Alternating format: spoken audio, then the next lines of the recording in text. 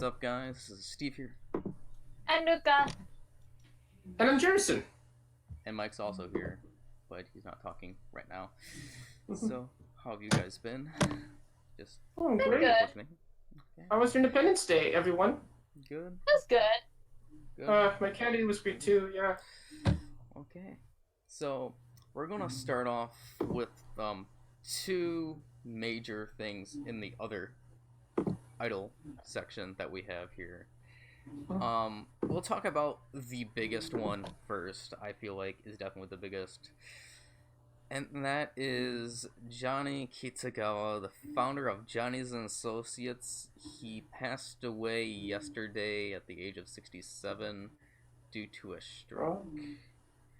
Obviously, this is a big loss because if you guys don't know, Johnny Kitagawa, he is essentially the man who has helped the modern Japanese music scene. If you don't know what I mean, back in the 1960s when he created this group, he's actually kind of the one that kind of like brought idols somewhat to Japan in a way. Because if you guys don't know, in the early 1960s, 1963, when he founded the company, he created male idol groups. So essentially, the idols started back in the 1960s because of Johnny Kitagawa himself. And he is a legend because if you guys don't know, Johnny's with the male groups is essentially a monopoly.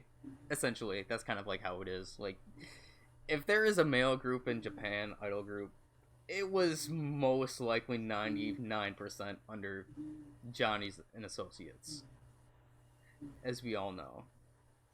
I mean, some easy names to mention is Arashi, Smop, and then what were some other ones, Jerison? Like Kanjani 8, Sexy Zone, News, and also probably the next Arashi, King and Prince. I believe Katoon is also under them. Yeah, they're Heisei under them, yeah. Jump Cartoon. is Kinky under, Kids?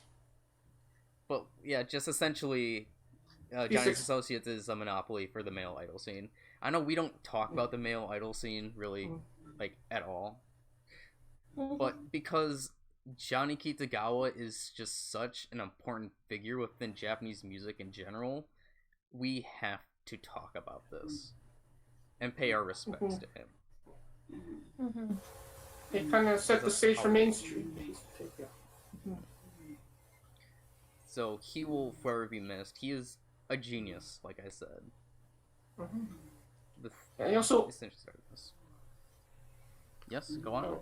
Oh yeah, and I was saying about Johnny is that, like, I mean, like, he produced Arashi, and that's like one of the reasons what led me to be interested in J-pop more, which also kind of led me to be interested in AKB48 and all other Japanese female groups too. And like, man, it's like, but also like with the variety of music in like Japan, that's kind of the reasons why I like J-pop, and like he probably set the standard for let's say for J-pop, and probably still very big. Even like though the groups he made are actually longer than like any other like male groups, that more than no Direction, One Direction, and also other groups too like that.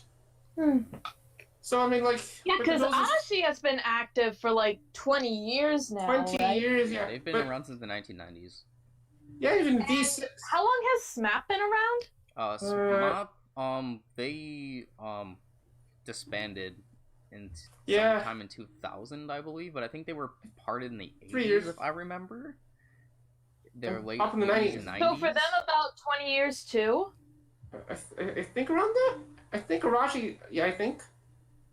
I know V6 is also still making, and they've been, I think, at least 20 years too as well. V6. Yeah, so when it goes to his family and friends, and I mean, like, he's a very very important person in J-pop music. Do you have what are your any thoughts, Ruka? I mean, I can't say too much because, like, I didn't, like you said, I don't really follow the male J-pop idols as much as I do the female, but I have seen some of the groups that were brought up, like I have heard of SMAP, but I didn't really listen to their music. I knew them more from like, you know, variety shows that they did, or some of the members if they've done dramas, like Kimura Takuya, for example, has been in a lot of dramas. I have heard and seen stuff from Arashi because they're really big. I think I have seen a bit of King and Prince. I know that they are pretty good on the rising. But yeah, it is sad to hear about this. So my condolences to everyone. Oh yeah, he also produced Hey Say Jump too as well. Oh, Hey Say Jump! I've heard of them too. Yeah, and Kiss My Foot 2 as well too. Oh yeah. Yeah, like I said, essentially 99% of the male idol groups in Japan are from Johnny's and Associates. Like I said, he monopolized the male idol scene, so so yeah, there's that. So our condolences to his family and everyone, to this legend. Thank you for everything. And also, this is like my copy of one of at least one of Arashi's albums, Untitled, limited edition version. Oh, cool. Yeah, it's like really great album actually. Kind of might have the best song that Arashi made, which is actually interesting, is just called "Song for You," which is like 16 minutes long. It's like very great. Okay. Then going on to the next big news. Oh, it's major news for me, so I put it as major news. Okay. So. Well, I mean, it makes sense though. So Derek announced yesterday, or the day before, was it yesterday or the day before, that Himari from Necronomidol is getting a photo book. And I'm like, yes, dude, I'm so excited. Her photo book is called Reality and Fantasy. It's gonna be shipping in either late or mid-September to early October. Within the photo book is going to have a bilingual essay in it that's both in English and Japanese, so international fans, you can read it. You don't have to have any trouble with just the Japanese. And then the location shoots for the photo book are in Enoshima and Tokyo. So, and there's currently, like, I guess 4 kinds. I mean, technically, based on what you get, there's just the photo book by itself, then there's the signed photo book, and then there's 2 limited editions. Each come with a set of 10 pictures, one for reality and the other one for fantasy. I decided that I will get the reality limited edition, which is 4,500 yen. So I will be getting that. $45. But the thing is, for me, I cannot pre-order it right now at this moment because I do not know my Japanese address yet for studying abroad.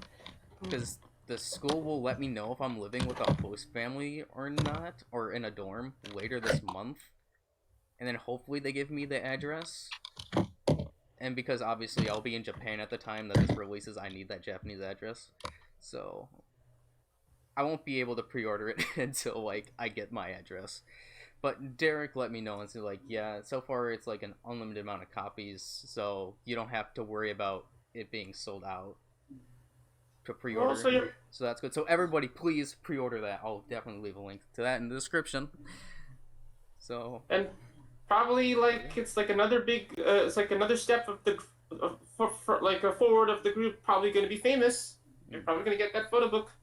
For sure. And then also, Derek mentioned for Idol Underworld that there will be more stuff related to the photo book announced later in August when Necronomidol gets back from their European Inquisition tour. So that's also something I'm going to be looking forward to. And also, Necronomidol has sold out a couple of their shows, I think, for the tour already. At least I know they sold out one show. So if you're in Europe, please go and see Necronomidol if you can, and try to sell out the shows. And then in other news, Equal Not Me released their new logo design. Design? And new design? Oh, that's... it looks nice. I mean, it's a diamond with Not Equal Me in it, so. It's kind of like that. And then I guess this is where I'll be getting into the whack news, essentially. We're more focused on whack news. So BiSH released a new music video, More Than Like. It's got the best music.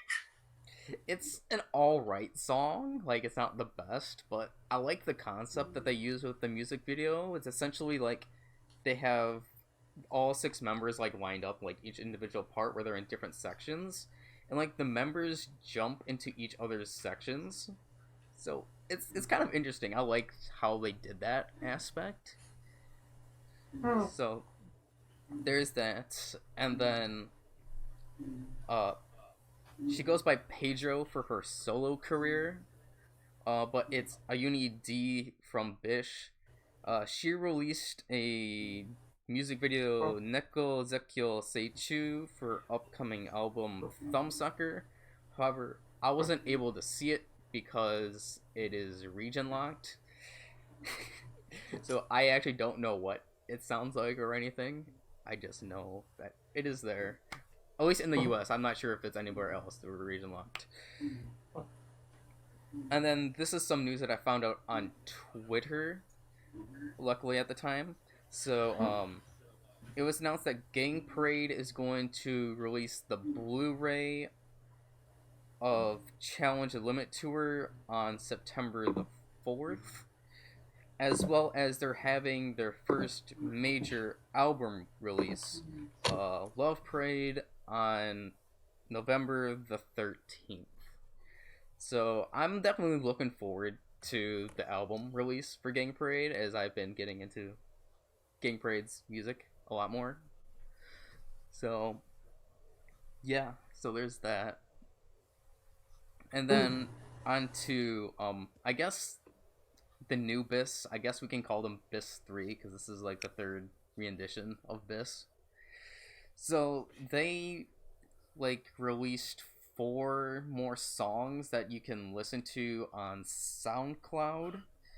The songs are BiSH 3, 1, 2, 3, This Is Not a Love Song, and Surrender. I'm not gonna lie, they're pretty good. They're alright. I mean, I've liked the sound of other whack idol groups more than BiSH 3, but obviously this is just their beginning as a group. So they could just improve from there. Then that's the end for the whack idol news. And then going on to other news, Death Rabbits, they released a music video of Magic of Butterfly and then Seicho. Once again, pretty good song. Recently I've been watching their showrooms whenever they've been on. But the funny things for the showroom, it's mostly the guy that's in it. I think he's the DJ. In the music video, he was like a DJ type thing. I'm not sure if he's like the manager or producer of the group, but he's the one that's been in most of the showrooms that I've seen. So interesting. He was like trying to speak English to everyone too. So it's kind of cool on that end. And then Broken by the Scream, they did a song for the trailer for One-chan-bara. So they did that. I'll get into the next topic last for this, but Okay. So Willow, they also released their first music video, Kanjo Sensome Hikari Emotion. I mean, I also like the song. And then this is kind of neat kind of news. So Wagamama Rakia's new album, Starting Over, is available on Spotify, iTunes, and a bunch of other platforms. So this album is very easily accessible. It's also available on Apple Music, like the Play Store, like Samsung Play Store, the Android Store. Yeah, so a lot of platforms that it's on. And this album is remastered and re-recorded of 20 of their songs. I actually listened to the whole album 2 days ago. Yeah, 2 days ago. Pretty good. And then I guess some graduated news, I guess. So Shy from Migma Shelter left the group. If I remember correctly, or if this is correct, it's because she's not really like, she didn't really enjoy her time being an idol, so she just decided to quit. That's from what I at least think I've heard. I don't know if I'm fully correct on that. Then the group Watashi Mugendai, they released their new EP Vibrator +1 on Spotify and iTunes as well, so you can easily pick up that EP. And then with some newer groups, idol groups, Schoolgirl Bye Bye released the first demo of the songs by the same title, Schoolgirl Bye Bye, on their YouTube channel. So, also a nice listen. Probably I'll start following them. I'll try to follow all these groups as I can. And that will release on July the 30th, the EP. And then the group Melty, I'm not sure if I'm going to be saying this last part. Melty H's, I'm not sure. I'm not sure with the last part. They released a new music video called Oh My, and then also a lyric video called Bukyo Singer. And then some more graduated other idol news. So Alice and Marimo will graduate King Rage on August 15th with a concert in Tokyo. At least I think it's a concert in Tokyo. And with that, there will only be 2 members left in the group from King Rage. So I'm not sure if they're going to get new members or not. I would assume so. But yeah, there's only 2 members that are going to be left. Then the group Spark Speaker released a music video titled Sayonara. Good song. Then a group called Heroin Syndrome released a music video called Silent Cry, and I actually really like the sound of this group based on this one music video. Then another group, Nue, they released an official live video of Mononoke Dance.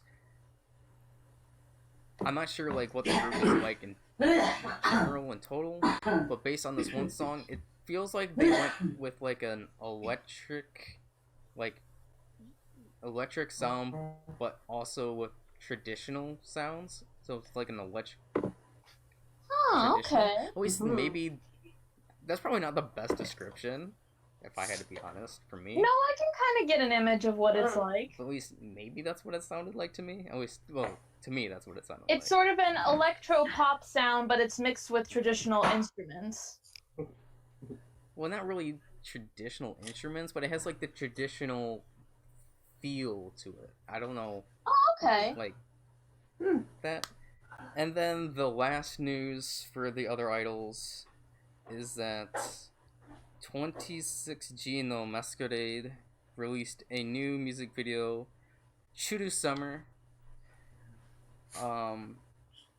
Maybe this is one of my, if I had to say, this is probably maybe top 5, top 6 for the summer songs that I've heard so far. At least for me. So yeah. So hey, maybe we can put that such song in our debate on which is the idol summer song of this year, maybe later in the summer. That's true. Yeah, so we went by really quick with the other idol news because we're gonna have to. That was quick. Yeah. Bye. Okay. Okay, so are we gonna talk about this last one too? Because you skipped over it. Oh, yeah, right. Sorry. And then in, I guess this is big and serious news. Also, they mentioned this on 48 Talk that they did. So the group, Wasuta, had to cancel their Mumo fan event on July the 13th as a result of death threats to the members, the fans, and the staff. So, what happened? pretty serious stuff. I mean, hope they're safe. Obviously, management did the right thing. Obviously, you don't hold an event where you get death threats to not only like the members but to a big majority of the people and fans. So you don't want anybody to get hurt. So good on management for canceling the event. Yeah. And hopefully they find this person. Hopefully they link back to wherever they sent these death threats from and arrest them. Yeah. Okay. Because, wow. Okay, and that's it for the other idol news. Yeah. Whew. Got through that all quick. Thought it was going to be very long. I'm going to talk about that. So, yeah. So, where do you want to... Where we decided that we were going to go to? I think we were going to talk about the AKS lawsuit. Okay, yeah. The yeah. lawsuit in GT for you. So, AKS, I hate you still so much. You're still such a shitty company. Like, literally. So, if you guys do not know, AKS is trying to sue and file a lawsuit against the two guys that were within assaulting Mahohon. If I remember correctly, I don't know if I'm even saying this correctly in Japanese. Is it Sambyukumanen? I think it's 3 million yen. Maybe I could be wrong on that. Yeah, that sounds right. Sambyukumanen.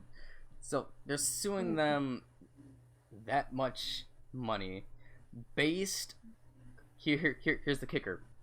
Based on damages of AKS's reputation that they lost and all their sponsors. Wow. AKS, are you serious? See, the thing is, it's a lose-lose situation for me, either way, of how this is going to go. Because, like I said, the money... Okay, this is like a perfect example of corporate greed at its finest. Because the thing is that I'm about 99.99% sure that if AKS win this suit and this holds up in court, they will not give anything to Mahohon. Nothing. And the thing is, if I remember correctly, what Matt did in the NGT Discord section, text channel, he was like, Mahohon and the other members might have to testify as witnesses. Oh. I might find out like who might have also planned this. Wow. You effing serious, AKS? No. The thing is, I am 95% sure, because obviously I can't be 100% sure, AKS is going to lose this case. I'm 95% sure that this will not hold up in court. Reason being is their losses came from managerial incompetence. So they shouldn't even have a case to begin with. for suing these two guys for reputation loss or just defamation and sales loss. So, but we're also not sure if they planned the assault. We're not sure yet. So AKS, you're a piece of garbage still. And like I said, like I want these guys to be sued for money, but I want that money to go to Mahohon, which is not going to happen. Just AKS with their corporate greed being pieces of garbage. And then even like still, and then having Mahohon and the other members being set as witnesses possibly. Like that's dirty. I mean, that essentially means that Mahohon is right all along. AKS, you realize that. I hope that they're realizing that they themselves are the reasons why they lost all the sponsors. They lost a bunch of money and fame. It's on yourself, AKS. It's not big. I mean, technically, in some sort, yes, it does involve those two guys because they did the assault. But no, your defamation and sponsor losses are all on you, AKS, with your managerial incompetence. Any thoughts from you guys on this? Well, I mean, so you said they did assaulted Maho. Yeah. Okay, so but for the reason to charge them is probably not because I know the entire how they handled probably led to them losing the sponsors. Yeah, so they're probably not going to win that case for sure. No, I'm 95% sure that will not uphold in court. I mean, I don't know Japanese court laws, but if that was here in America, I don't think that they would win this court case. I'm pretty sure. So, and also because interesting also that somehow since some of the people that might be testifying in the case might find out who might have planned the assault, so we'll have to wait and find out.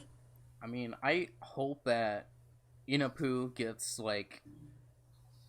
oh my god, I'm blanking. But I hope they mention his name somewhat in the court case. Because I want him to be, banned for life as well. So that happened. So screw you, AKS. Now getting on to better news. We can move on. Unless, Ruka, you have thoughts on that. No, it's just you said it for yourself. Okay. Now, where do we want to start with going on to better things? How about we start off on the Sakamichi side? Okay. Okay. We can start with the multi-group news, actually, because there was some news revolving around all of the Sakamichi groups. Yes. All of them, including Yoshimoto 46. You can go ahead and announce the first one. one. So, all of the Sakamichi groups, which is Nogizaka, Kyakkizaka, Hinatazaka, and Yoshimoto-zaka, are going to make an appearance on FNS Music Fest. FNS? Let me pull up that. Of those collaborations. Huh? So yes, they are going to perform. It will be aired on July 24th. Moreover, AKB and IZ*ONE are also going to be participating in the show. IZ*ONE, we'll talk later. But I mean, about the 46 groups performing, that would be a big one. All the 46 groups in one performance. That's something that's finally happening.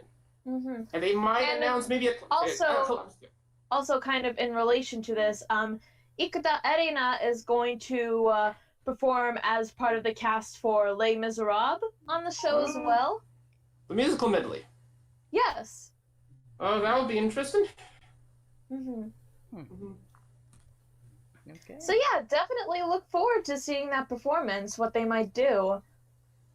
But I mean, with the news with Johnny Kitagawa, maybe they might add a tribute to him, maybe, and possibly, maybe they might add a tribute. I could see them doing that on the show. Yeah, I can definitely see them doing that. They'll probably do that.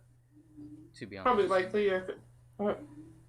And then for the last news for the multi-group news, it is game related. So yesterday, the second generation kanji members and also Hinano third gen Hinatazaka 46 member, they were added to KeyHolder yesterday. So yeah, they previously had an event so you can get tickets to pull them. I had like 79. I only got like 4 stars. I didn't get any 5 stars. But yeah, I'm happy that they added the second gen and Hinano. I'm happy that they did that. So okay. All right, let's go now to the individual groups news. We'll start out with Hinatazaka 46. Okay, let me find where is okay. So I guess we can start off with the songs. Is that good? Is that fine? Yeah. Okay. Yeah, we can start off with the songs. Okay, so starting from where we left off last week when we were talking about Cage. So Cage released its music video. And did you guys see it? Yeah, I watched it, yeah. I have not seen it yet. I'm so sorry. I mean, it was great. It was good. It's good. It's a good song. I mean, it's kind of symbolic in a way because they obviously... So, like, 1/3 of the music video, the members are dancing in a literally, like, birdcage, like a big birdcage. So they start off with that, and then they start getting more onto, like, a city type like setting, more or less, where the girls are around. And then like in the final part, all 4 of the girls are in the cage together at once. And then the final shot, it shows like a bird leaving the cage, and then it shows the sky with 4 like, I think they're doves because they were white. So, and then it shows 4 white doves just flying into the sky. Like, it was beautiful. It was that was a beautiful shot in metaphor, I think. So yeah. Alright. Fungi as well, too, in the video, yeah. Mike, do you have any thoughts? Because I realize... Because I know Mike is here. I'm here. Mike? Michael, I think his microphone might have malfunctioned, I think. But while we wait, I'm just going to say a few things about the video. Yeah, it was actually... And then actually at the beginning, they kind of had, like... There was a bit of, like, some... bit of dialogue first before the actual song began. It's kind of like you're, like, watching a play. And, yeah, the video kind of almost looked, like, similar to, like, a bit of the video of their first hit single in their album last year. As here again, AKShit hasn't been a similar thing with the city scenes. But, yeah, it's a great video, actually. Yep. Okay, but based on what we said about the video, what do you think of the video? Based on what we said about the video. Well, it sounds interesting. I'll definitely have to check it out. And I think Michael's back now? Mike was muted this entire time. My laptop. Oh my. I'm so sorry about that. Okay, so your thoughts, because I'm assuming that you watched Cage. I did. It's a very aesthetic music video, and as you said, it's very symbolic, and I do really like it. All I have to say about it. Okay. Well, I mean, out of all the songs in the single, which song do you actually like out of all the songs in the single? Cage. Well, I do like Cage as well. Cage. Cage 2, yeah. Then I guess moving on to that, so there was a radio preview of another song, Dash and Two Rush. songs, actually. What? Well, Two of them. Two of them. Well, I wasn't able to hear My God because for whatever reason, the tweet was, or whoever tweeted the preview, their like account's private or whatever, so I couldn't listen to the song. I heard a bit of it on the Slow podcast actually yesterday. Oh, Dash and Rush and My God, I feel like I'm leaning towards My God a little bit more. And apparently the centers for the songs were revealed as well. So, Okay. Then who are the centers? for Dash and Rush, it's Kanemura Miku. Okay. And for My God, it's Captain Sasaki Kumiya center. So, Gumi's in the single. Oh, that's great. so Song has a bit of gospel, actually. It's But- actually great. I did listen to Dash and Rush. I thought it was an alright meh song, if I had to be honest. yeah.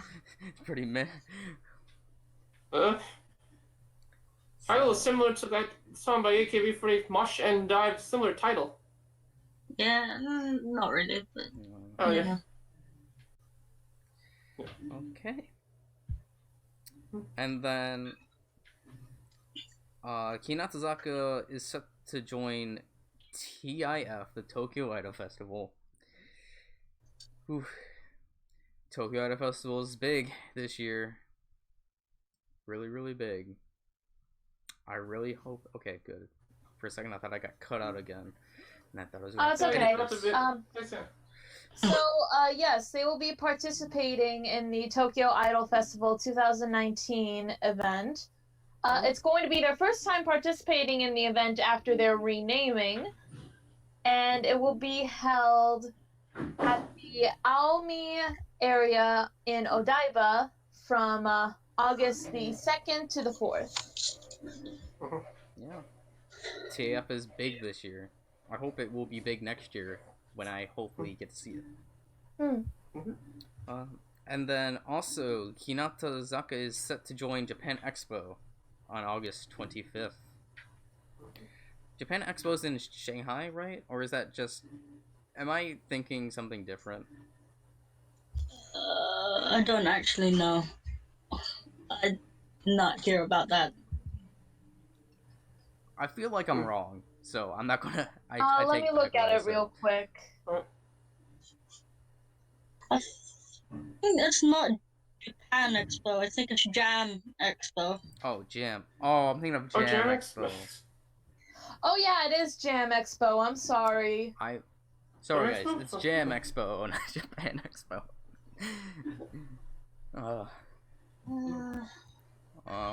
So yeah, and is that in Shanghai? No, It's, I can't remember where it is. Yokohama Arena. Oh, okay, because I There know... we go. Okay. Okay. And then for the final bit of Hinatazaka news, that there was a trailer for Hina Bingo 2 that was just released. I didn't see it, so I have nothing to say. Already, first episode seems to be emotional. Oh, So that's a 3-week break. Now we get a very emotional episode. I saw like the preview image of it. It's like the members are wearing yukatas. I saw it and I think it was Kawata Hina, but someone was on the verge of crying. Oh. So yeah. Wow. For an important ceremony, probably. Okay. Turkey. I was surprised with the amount of Turkey news. Because pretty quiet. The exception of Turkey Republic that just happened. But Yeah. So, where do you want to start, Mike, with Kayaki? Because I think it's more of your... should we talk about the big news? Oh, yeah, of course, yeah! So, Mike, you can announce it, if you want. So, I mean, if you guys want to announce it, I don't mind. But I'm happy about this. I mean, I'm really happy about this. Not my favorite member. I'm happy Yeah, she's one of my back. favorite members, but... Hanadaoi returned from hiatus. Hey. Yay! She's back. She appeared on all 3 days of Republic. Ooh. I'm just happy she's back and performing. Yeah, she's Oh, been gone second- for a year. Over a year, yeah. Yeah. super familiar with her because since she has been on hiatus, I haven't really been able to see her in like KeyHolder, so I don't know too much about her. But I am happy to see that she's back, and maybe with this, I will be able to get to know her a bit more. It's also gonna finally update her profile picture. Finally. Yeah, finally. Hey. It's been forever. A year. Oh my. And then let's see. I guess, do you want to go on to your girls' news, Mike? I'm happy with the sales numbers because I wasn't expecting high numbers for her first week's sales, but my Osherman Vice Captain Moriak and his first photo book sold 21,378 copies in this week's sales. Not the highest But in Mike, Turkey. Mike, to note, that is more than Shiroma Miru's. I know. Miru only sold 20,000. Why? Oh, I'm Very happy close. with that. I'm not gonna lie. That is insane, because I would have thought, I mean, I'm sorry, Mike, I honestly thought that Miru would have sold more photo books than To be that. honest, I did as Because the as hype well. for a Miru photo book was like, there was so much hype for a Miru photo book. So I was expecting that as well. I'm not gonna lie, So- but that's honestly surprising. And then also, just like we talked about last week, Saito Yuri's, she sold 19,000 something for her first week. Just under. it was Shiroma was 16,000 something, Wait, wasn't it? was it 16? I thought it was 19,000. No, I'm pretty sure it was 16 something. And then hold on. Anyway, I'm probably wrong on that. Mike probably is right. But yeah, just. I'm happy with that. The It's a good Sakamichi photo side book. is just does so well with photo books. With photo book releases. So yeah. Congrats to Nen and Hiroshi, man, for It's a outselling great- Miru. It's a great photo book aside from the editorial side of it, but I mean, I'm just as surprised as you are. Not gonna lie, but is it as risque? Go ahead. What? because it was like the SNS promotions were really bad.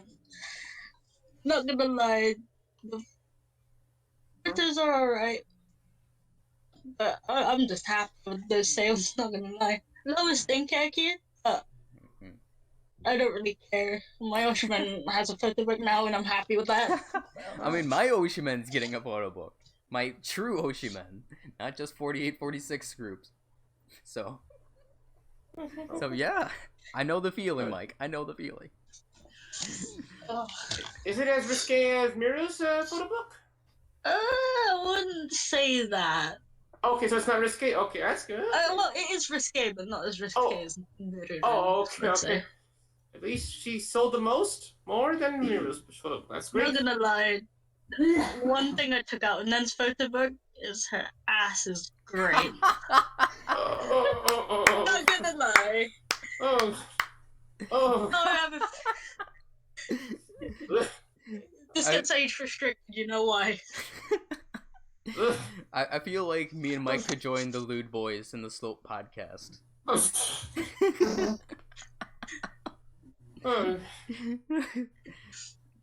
And there's Anyway. also more news involving Nen. I'm actually surprised that Nen is involved in this collaboration. But the group is continuing their collaboration with Aeon Card. Mhm. And pretty much the members involved in the CMs are going to be the same, with the exception of obviously Neru.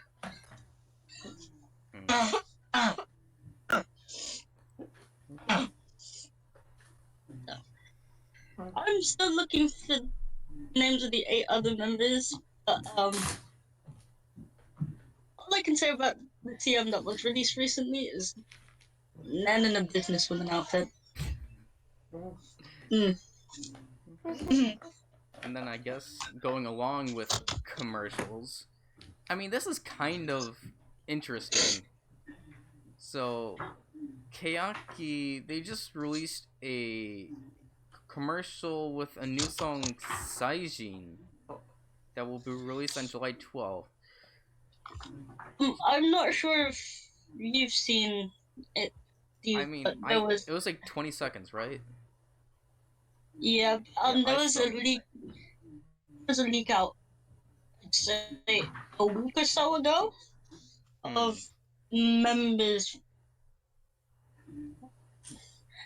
It was speculated to be for like the new single, but it turned out it was for the CM, and it was Oh, it was a paid promoted sheet as well. Oh, Turns out okay. it was from Yakult, so Basically, they Oh, did dear. the leak on purpose. pretty much.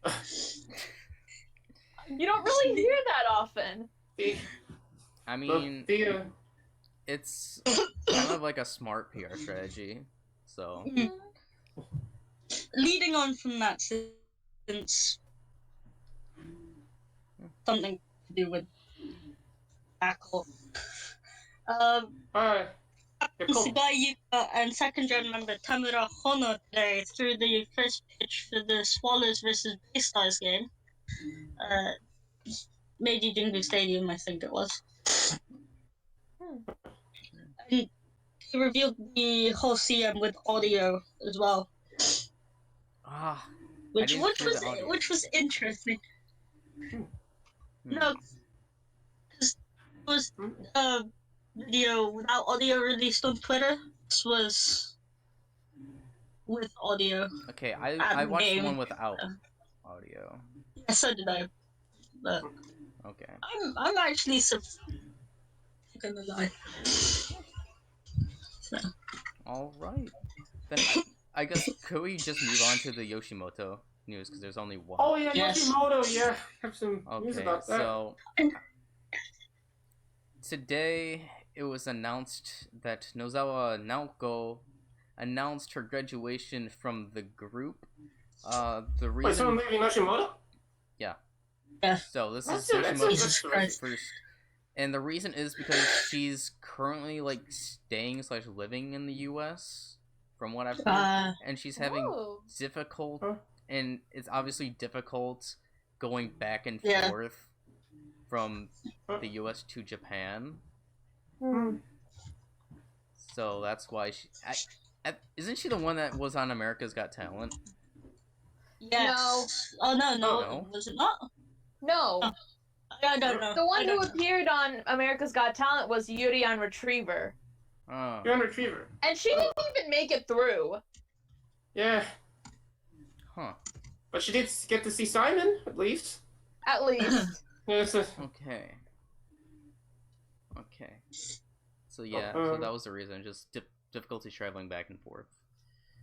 And then I guess transitioning to Nogizaka news. Oh wait, there's one more news of Yoshimoto quickly. There is? The showroom competition. Oh, Yeah, right, so- right, Jerison, explain. Okay, so actually surprised just after the Kinkyu season, the World of AKB did a showroom competition. Somehow, Yoshimoto-zaka is somehow doing a showroom competition related to the show that they airs weekly on TV Tokyo. Now, in this competition, it involves actually 3 people from Sambatsu battling 3 people from Red, and the team that gets the most points will somehow get to be on a showroom.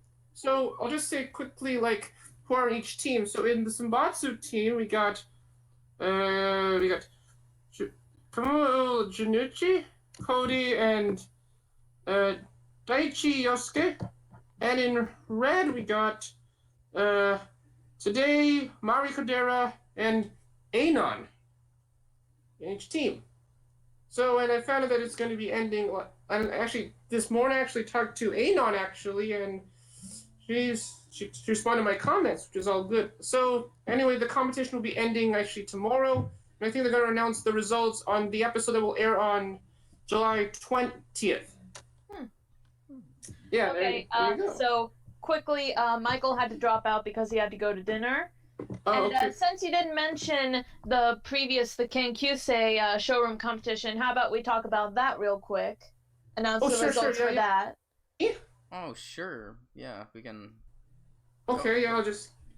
Okay, So the results came out for the recent 48 group Kenkyusei showroom pop teen competition. Mhm. And the winner for that event was the SKE48 9th Gen Kenkyusei Iriuchi Jima Sayaka. Yes. Woo! I'm sorry, NMB fans. I'm You are? sorry. Yes. But yes. So MMB got most of the top 5. Mm. Most Plus, of them. Mm-hmm. She So, won by a landslide too. Yes. By 6 million points, I think. Yeah. Yeah. Yeah. So That's, I go think- go ahead, Jerison, announce the results. Okay, so here are the results of the pop teen showroom pump they did recently. So, as we know, number 1 was SKE48 Hiraguchi. At number 2, we got MMB48 Tsuno Kobayashi. At number 3, we got MMB48 Mirin Shobu. Number 4, number 5, we got MMB48 Momoko Harin. And the rest of the next Okay, Jerison's lagging. is MMB48 Karen Hara. Number 7 in HKT Kenkyusei. Number 8 MMB48 Haruka Sadano. Number 9 another HKT Kenkyusei. And number 10 Rena Okamoto. But MMB48 Emrona Okamoto. But Karen Hara's showroom was actually fun, and she won when she does the like kadi. Yeah, she could have been the top 5, but at least somehow MMB got most of the slots. Well, good. I heard that like on the last day, 2nd through 6th place were like battling it out. Because if I remember, Sumire was actually in 2nd place for the longest time for NMB. And then she ended up placing, what, she placed 4th? Sumire? They probably forgives fourth. at the last minute. Yeah. And during, because like showroom, there was like time where she was showing live Shaun the Sheep. Kind of mentioned she saw that comment, she saw it. Oh yeah. Yeah, Shaun the Sheep's. Yeah. So yeah, for the as a reward for the collaboration, in the 2019 October issue that will be released on September 1st of Pop Teen Magazine, Sayaka, Rina, and Marin are each going to get a page. Marin and Rina, I don't know if it's like a page for each of the members or a page of them together, but Sayaka is going to have one page by herself, and Sumire and Momoka are going to be half a page. I thought it was the top 5 were going to be in there, so it's 3 or 5? No, top 5. You were right. Top 5. Oh, so the 2 others will be in the magazine too as well. The top 5 get on the cover. Oh, okay. But not the inside. Oh, I think so. I think they're all in. I would think that they would also get pictures as well on the inside. Yeah. But it's just whether like individual pictures. Yeah, the top to get per page. the individual. Yeah, they. But Two yes, shots. like during the final showroom, she was crying tears of joy, basically thanking everyone who supported her, even if they weren't her fans, which was just the sweetest thing. So yeah, congratulations to Sayaka. Congratulations, Sayaka. I'm a fan of you as well too. I threw all my stars for her because I'm like, I want SKE to win. But at that point, she was already like 5 million points ahead. So. Oh, and did you give her any towers too as well? No, I don't have that kind of money to spend. Oh, sorry. Me neither. No. But at least we got to learn more about the SKE Kenkyuseis and the MMB ones too. Yeah, they did very well. And what about HKT? Only some of them went. But yeah, the SK. Oh, I think Ruka dropped in there. Ruka, you cut out. Yeah. We'll wait for a few seconds. So yeah, really proud of her. Ruka, you cut out. You might have dropped for a I'm few sorry. seconds. Say that again, please. Think she dropped again? Oh, you dropped? Ruka, you cut again. Oh, okay. Am I all right now? Yeah, I can hear you now. Yeah, you could. Ruka? Yeah? Yeah, we can hear you. Yeah. You can say that again, please? Hello? Yeah, I Yeah, can hear you. Technical problems. Oh, This We is may odd. have to edit this part out. No, I don't We can want. hear No, now. that'll take forever. I'm sorry. wait, we can hear you. We I can hear don't you want now? it to take forever. You can hear us? Ruka, Yeah, I can hear you announce guys. it? Can you announce it go. now? Hopefully Uh, it doesn't cut out. Yeah, sure. What was it? I don't remember. I don't remember. Okay. The showroom comes you were talking about. I thought we already talked about that. Oh, okay. Anyways, I always found like a new member to support during this competition, although she really wasn't highly ranked. Ogawa, NMB's Kenkyusei. I took an interest in her, so I will be watching her showrooms in the future. Now we can go on to Nogi. The big one. Oh god. I'm so sad. So, on her blog, Captain Sakurai Reika announced her graduation of Nogizaka 46. Oh boy. Beginning of the golden era of Nogizaka, maybe. God. Her last performance will be September, or at least her last event will be September 1st, I think it was? Yeah. September 1st. And with that, I believe 48 Talk said that there'll be 6 first gen members left of Nogi. 6, wow. Shiraishi Mai, Ikuta Erika, Akimoto Manatsu, Saito Asuka. Asuka's a first gen? Wait. Takayama Kazumi. Kazumi. Saori? Inoue? Oh, and Inoue Sayuri. Yeah. Hold on. Saito Asuka is a first gen? Yeah, she is a first. I thought she was a first gen. Yeah. I thought she Yeah, was she's a like a first gen. second gen. I think we mentioned. Well, she was very young. Yeah. Yeah, but those are the remaining first gen members. Wow. Yeah, and I thought she was Yuko Oshima. I thought she looks like her. I mean, honestly, when I first got into Nogi, if you guys watched my 48-day challenge, I believe I said that Sakura Reika was the first member that I've noticed. Mm-hmm. And for exactly the same reason, Jerison, I'm not gonna lie, I thought that she looked very similar to Oshima Yuko. Yeah, so I thought she was. She moved to Nogizaka instead of leaving AKB. No, that's another person, but she looks similar. But yeah, so technically, Sakura Reika was the first Nogizaka member that I took notice to. So it is really sad to see that she's leaving. Obviously, we all love the captain. Like she was very quirky too. Sakura Reika was. It's gonna be sad. I'm just wondering who she's going to appoint as captain now for Nogi. Someone in first gen, maybe? I think it's gonna be a third gen member. Oh. I don't know. It's just a feeling, but obviously I could be completely wrong on that. But because I honestly don't see Shiraishi Mai becoming the captain, because people have been speculating for the longest time that she'll leave, but she still somehow hasn't left. Ikuto Erika's too busy doing other projects. Yeah.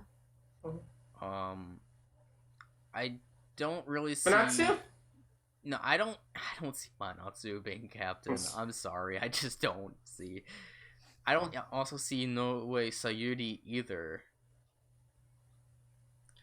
But wait, maybe a second. It definitely will have to be a second or third gen member that gets appointed the captain of the group. Mm-hmm. So yeah, so very sad news. I think maybe why she left because she's doing a lot of plays maybe. So I know Rika did a lot of plays. Yeah. Oh, and I kind of noticed this because I was watching like Fuji TV's morning show covering the Rika announcement she's doing, and they somehow said something about Nanase and Misa. Maybe another reason why she might have left is maybe because of Nanase and Misa leaving the group as well might have led to that. I don't. Was she? I'm so. wondering about that. Was she very close to them? Well, I could imagine so, but I don't think that they would necessarily be the reason for her leaving. I think it's just like maybe she's like seeing like her time to leave the group has come. Like it's time for her to move on. Kind of like similar to what Nanase felt or what Misa felt, because kind of similar to Misa, Reika's like on the older side. Yeah, I was about to say that. She's getting on the older side. And plus, she has been doing quite a few stage plays lately. She got cast in quite a few stage plays recently. So to focus on that, I would say.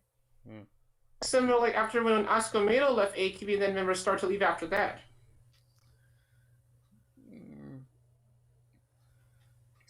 Kind of, in a way. But plus, like, you gotta think it's just like natural for graduation stuff to happen, especially with the original members. It is such a big deal. And I guess moving on to something else. So Nogizaka announced that they will be releasing their new single on September 4th. Do you another think one. That because the lineup will be announced next week, by the way. Do you think that this will be a Sakura Eureka Center song? Maybe. I could honestly see it. But I don't know. Like when how many? Like when Iko Marina graduated, for example, her graduation single was Synchronicity, right? Yeah. Yes. Yeah, Synchronicity. And was she the center for that? I mean, she was the true center, essentially. Like, exactly, like center. Position-wise, she was the true center. Position-wise, but I believe it was Saito Asuka. No, my Shiraishi was the center on Shiraishi Mai, yeah. Yeah, my bad. But they kind of put it like a reference to that in the song too, I think as well too, about Rina too. In a way. But I definitely see that she will have a graduation song within the single. Yeah. There's no doubt about that. It's just whether or not she will be centering the main title song. But I have a question. But how many songs did Rika center her song? How many do you know? I don't think she's centered. No, because like Reika was the captain of the group, and usually the group captains don't really center the songs. Oh, okay. Unless like I'd say the only exception would be like for like a team song or something. Maybe they would get like a upward position or something. Oh, a coupling track. Something like that. I mean, and or graduation. Yeah. Because kind of similar to what Takamina was. Obviously, she was AKB's true captain, the Sokantoku. I mean, she did center some of like the very early classic AKB songs. And double centers too with Asuko. Yeah. But other than that, since AKB became popular and she was the captain, she never centered a song until Kuchibiru ni Be My Baby. Because it was her graduation single. It was her graduation single. And plus, like, just that year in general was such a big year for AKB. It was 2015, right? So it was like the 10-year anniversary of the group. Yes. And plus, yes, it is Takamina, the Sokantoku of the entire 48 group. So yeah, it's gonna be a big deal. You have to give her a center wasn't it 2016? send-off. Was it? Because I thought Yuko left in 15, I thought. Oh yeah, 2014, Yuko left in 2014, 14 actually. 14? Yeah, because Labrador Retriever was released in 2014, and her graduation song was on that. 2014. Wow, I'm Labrador so mixing up my dates. Oh my god. Oh boy. But I know yeah. Kimi no Melody was released in 2016. You know what? I'm gonna look real quick. Okay. Oh, then it must have been the last song of 2015 then, because Kimi no Melody was the first song of the new 16. year. And 10th anniversary track, too. Although, Okay, yeah, we were right, yeah. Yeah, Mae Shika Muka Ne, which was Yuko's graduation single, like the last one she centered, was in 2004. And then Yeah. Kuchibiru ni Bi, My Baby, was released, like, in December 2015. Oh, and Yuko Oshima's solo graduation track was in Labrador Retriever, also released in Yes. 2014, yeah. Yes. And she left in summer of 2014 after that. Yeah. Okay. Mhm. So yeah. I guess moving on to the last piece of Nogizaka news. You can announce it, Ruga, because you probably have the lineup also Okay. ready. So, they revealed the cast for the 2019 version of Sailor Moon the Musical, the Nogizaka 46 version. They had previously done a show back in Tokyo last year in 2018. Wasn't Kazumine like the main? Am I wrong? Well, she was one of the main girls. Okay. Kazumi was Sailor Mars in one of the showings. And I can also remember, like, some of the other casts, like, Inoue Sayuri was Usagi in one of the teams. Which, by the way, she was fantastic in that. She was so funny. And so cute. Okay, so the lineup for this... for the 5 main girls, the 5 main senshi, so for Sailor Moon / Skina Usagi will be Kubo Shiori. Third gen. I do kind of recognize her now because she was in the zombie play, if I do remember correctly. Her singing voice was really good in that. It surprised me. And then for Sailor Mercury / Mizuno Ami will be Mukai Hazuki. Sorry, I don't know who she is. Third gen member. Okay. For Sailor Mars, Hino Rei, will be Hayakawa Seida. I don't know. That must be. No, me fourth neither. gen, maybe? Sorry. I don't even think that's the third Maybe. gen member. Sailor Jupiter, Kino Makoto, will be Ito Juna. Okay. Her name I kind of recognize. Oh, sure, yeah. And then for Sailor Venus, Aino Minako will be Tamura Mayu. So I think these are third and fourth gen members for the casts. Probably the Yeah. 4th gen, I think, yeah. Because the only names that I recognize are Kubo Shiori and Ito Juna. The other 3 I have no idea who they are. I know Maya's a 4th gen member, I know. Kazuki is like one of the funniest third gen members though. Really? Yeah, she's really funny. Okay. And that's all there is for the Sakamichi side. Then, do you want to go onto the international sister group news? Sure. Sure. Okay. So, B&K released the music video for Jabaja. Jabaja. Did you guys see it? I watched it. Ruka, Yeah, I saw it. What are your opinions? Oh, I really liked it. Oh. It's like, that is how a music video of an international porter group should look like. I thought it was really fun. It was really cute seeing all the members dancing together. And kind of like, I think they brought it up at 48 Talk. It had like this very dreamlike Alice in Wonderland sort of feel. Oh, yeah. Yeah. So it was pretty Detectives. cool, like, visual-wise. Well, not really detectives, no. It was more like this girl being brought into this strange sort of world and interacting with the members. Yeah. I mean, I'm not a really big fan of it. I mean, just Jabaja in general, but like they tried to make it better than the Japanese version. Maybe slightly better, probably. And just like they also noted on 48 Talk that it was much easier for them to sing the song compared to the other songs that they've had to transition over into Thai. And I do understand what Robin was talking about too, with like the kind of like how they sing it. It just doesn't, for me, it just doesn't sound completely right. I mean, granted, because I'm used to Japanese, that's one reason. But like he's saying about like the tinging, like yeah, I kind of understand that. But like how they were going on. I'm sorry if you were talking because you guys cut out for me. Yeah, we cut notes. But like how they mentioned about how once again it was much easier for them to translate this into Thai because Jabaja is a lot slower song.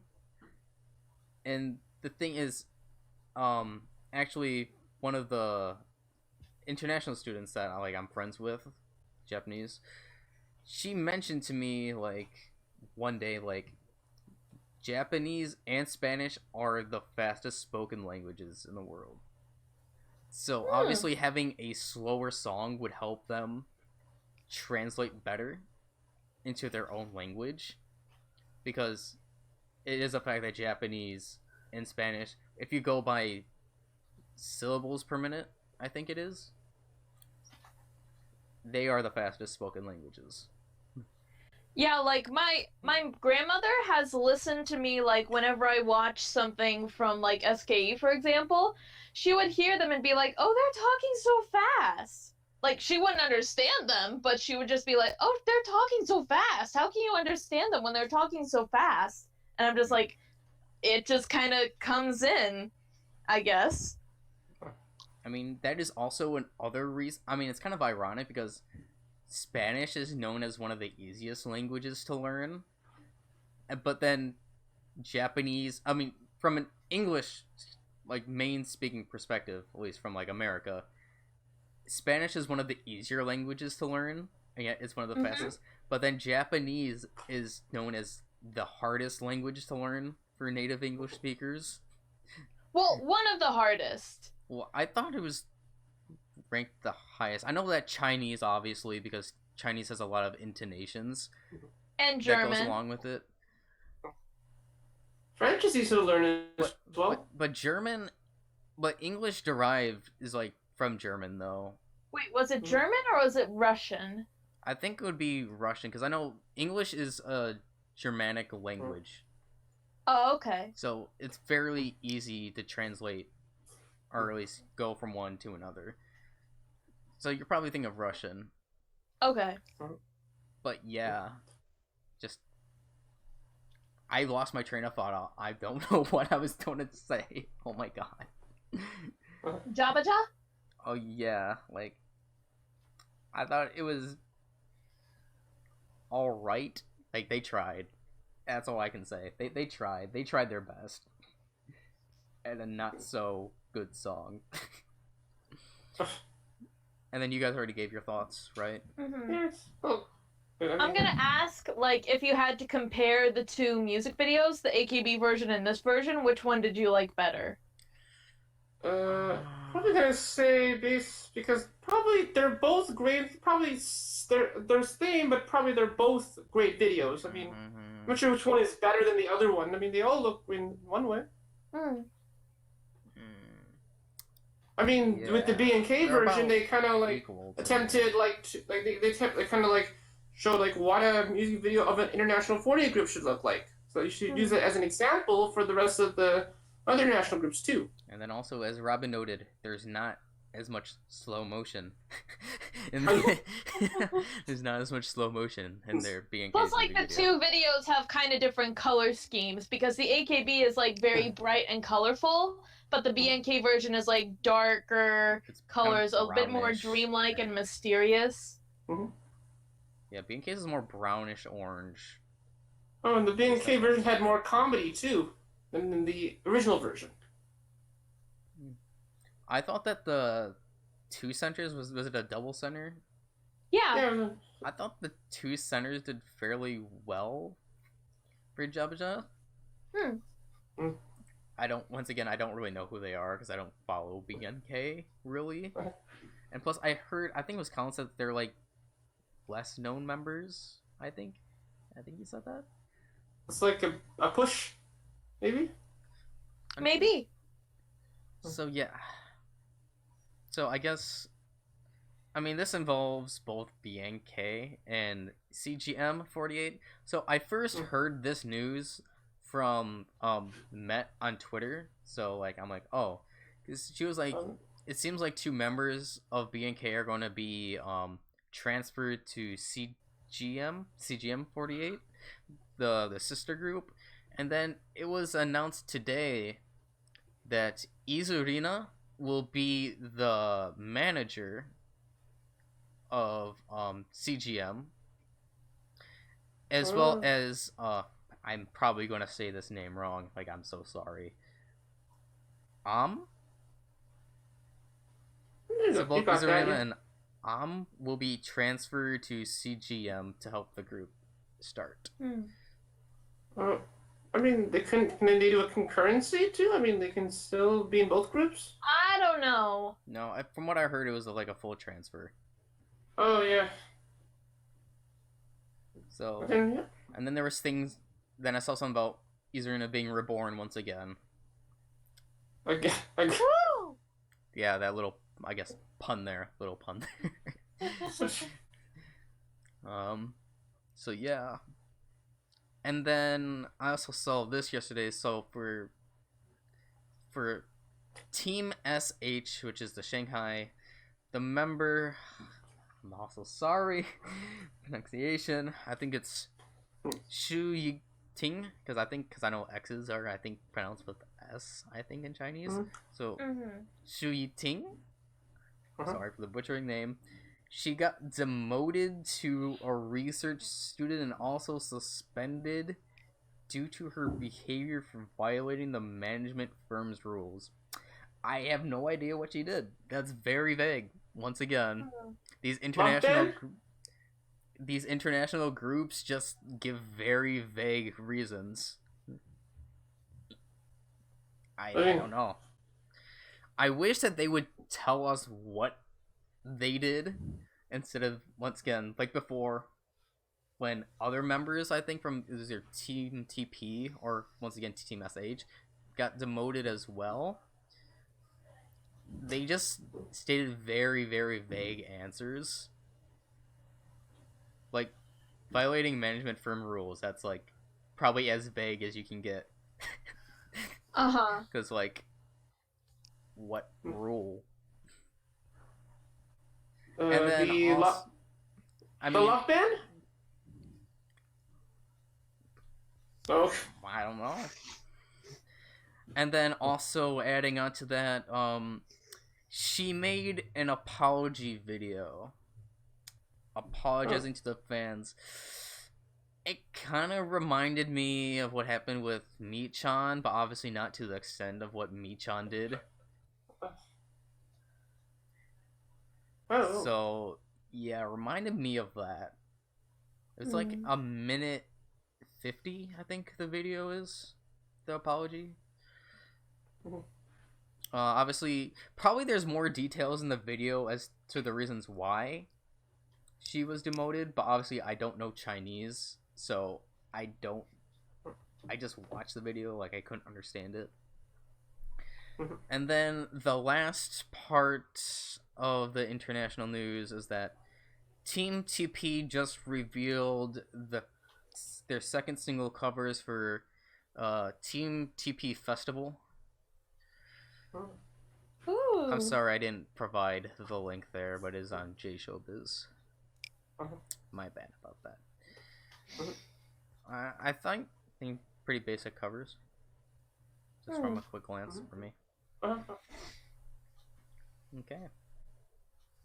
Then, would it be fun if I go on to the 22/7 news, Ruka? Sure.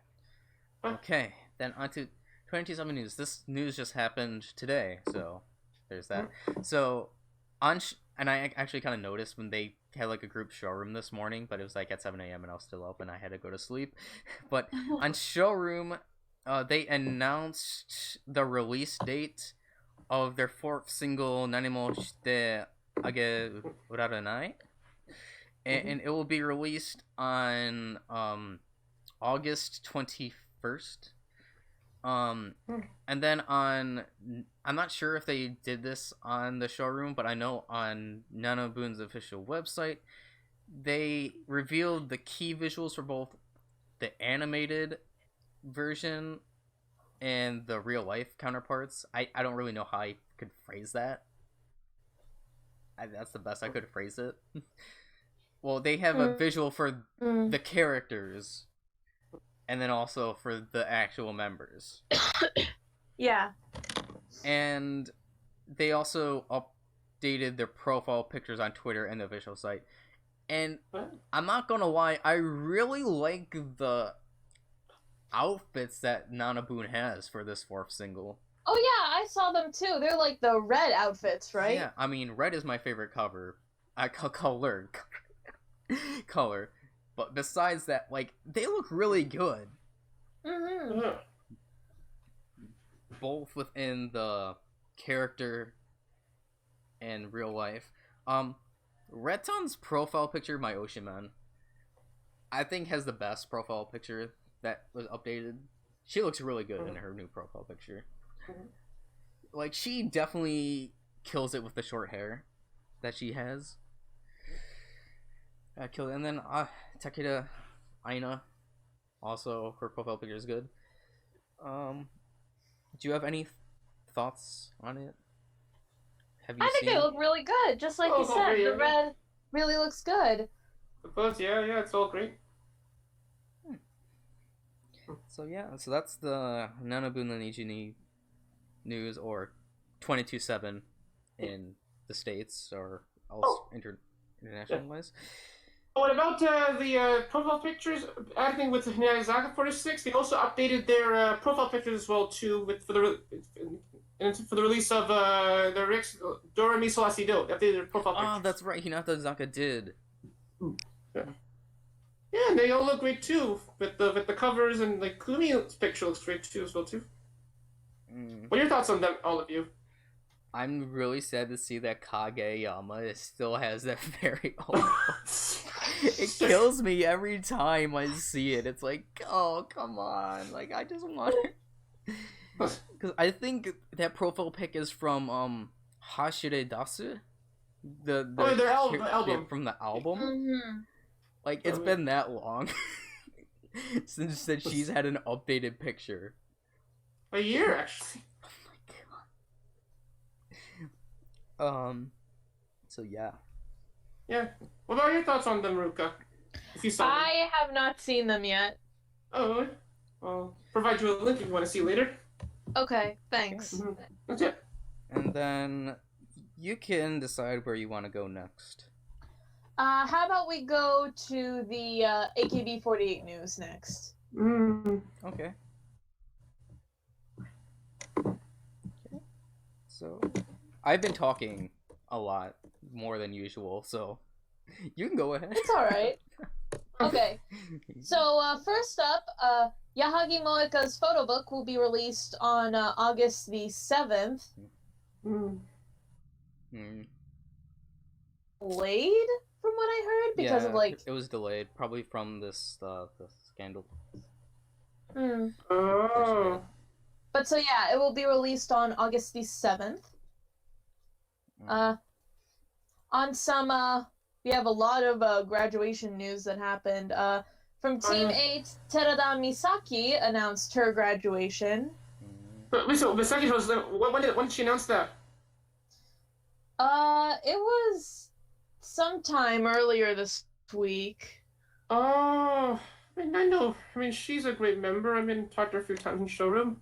So Wonder why she's leaving the group. If I remember correctly, she was at Team K Kenning Yes. Oh. as well. Okay. Okay, so, and then, AKB has started off on their, national tour. The first day was on, July the 7th, which is a holiday. It's called Tanabata. So it was a special, Tanabata festival show. It was in, NHK Osaka Hall in Osaka.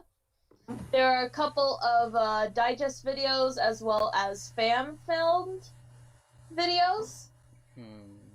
I didn't see the digest videos, I'm sorry, so I have nothing to say. It's alright. I saw one bit of footage, like when during the time when the members go to the audience and they interacted with some of them. Yeah. Those were the special like fan-filmed videos. Yeah. I saw one clip where it was Na-chan Recognizing somebody? Going down the stairs, and it was really cute to see, like, and Yuidi was just like, no, thank you, I'm just gonna go up the stairs now. And then, have they had their second, live for their national tour yet? I'm not sure. I want to say that they did, but don't take my word for it. Did they? Okay. And then last bit of news on the AKB section, Minagishi Minami is going to appear in Yoshimoto's Summer Hero Show Momotaro this year as Ohana. The show will run at Lumine the Yoshimoto from July 22nd to August 8th. And then, Rika, going back to the national tour, when do you think that they're going to announce the new single?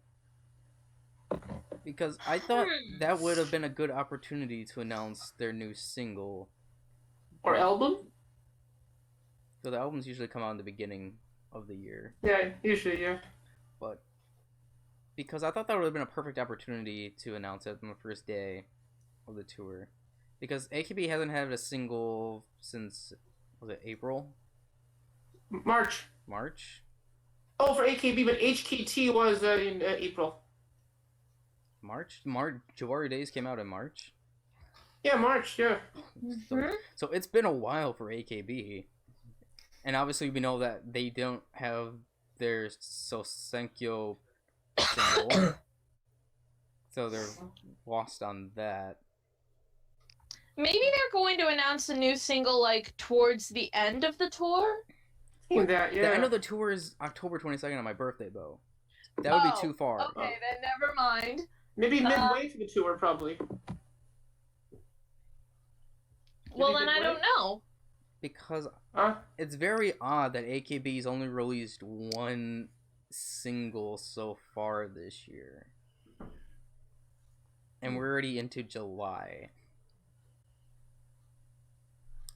But a lot of singles related to the 48 groups this month. The SKE single, the STU single, and then the MMB single next month, which we'll talk later. Okay, I'm just wondering. I was just asking the question, when do you think that they're going to announce the next single? Because it's been forever. Maybe midway during the tour? Like midway? Mid-tour. Yeah, mid-tour probably. Well, I hope they do soon. That's all I can say. But which place do you think they would likely announce it, do you think? Oh, I have no idea. I don't have the tour schedule up on... Ruka might have it. Is Ruka still here?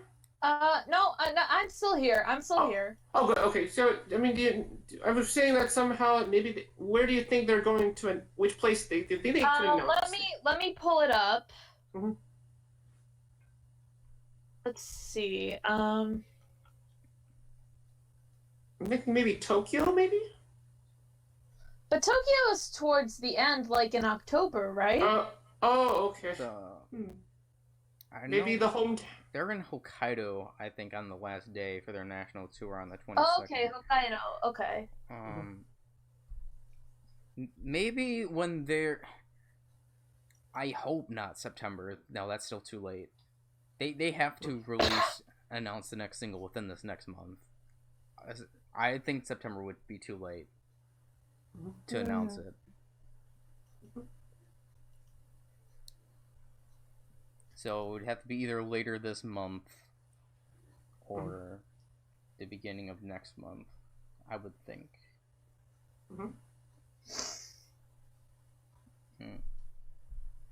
Okay.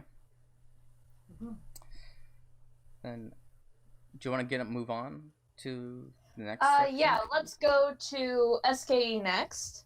Okay. Yep, there's a bunch of SKE news. As usual.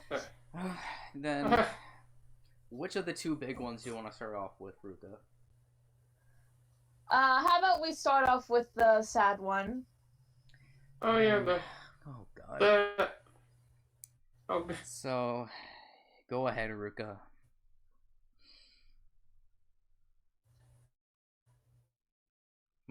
Ruka, you're cutting. You just cut for me. Steve froze. Do you want to? Oh, yeah, we know you. I was the one that froze. Oh. Well, for us. Yeah, boy. Well, sorry. Oh, I'm okay, sorry. Here we go. I'll announce it. Yeah. So, Kitagawa Ryoha, the Team S captain, or leader, not captain, leader, announced her graduation from SKE48. So sad. Maybe because of the injury, leg injury? I honestly think it is because of her leg injury that she announced graduation. And it's really, I mean, she needs to heal. Time to heal. And obviously, dancing would make the leg injury worsen. Yeah. So, yeah, I mean, it is sad, really sad, because Ryoha is one of the top members in SKE. But it could have been the next face of the group, maybe. But and she grew so much too, if you think about it. Like, she started out being like this awkward, really shy, quiet girl. Like, super awkward, super shy. Like, whenever Kaotan would do her backstage filmings, like, when she was just starting out in the group, she wouldn't even face the camera. Like, Kaotan would be trying to film her, trying to talk to her, and she'd just be like, nope, not even face the camera. And over the years, because, like, I did know her early off from, like, when she was part of Ten Tomochu. So I was able to see her growth early on from, like, being kind of the awkward, quiet one to growing. First off, she's gotten really beautiful over the years. Yeah, she glowed so much over Glow the years. up. A glow up. And then just she is still a little awkward. Like, she's always had that kind of awkwardness within her. But she grew into this great leader for Team S. Well, I was gonna say she grew into this nice Yankee character. Which is really fun to see. The kind of rebellious Yankee character who loves ice cream. Yeah. But yeah, it is really sad, especially like seeing the video when she did make the announcement. You could see a lot of the members were really shook by it, like especially Chikako, because her and Chikako are very close friends.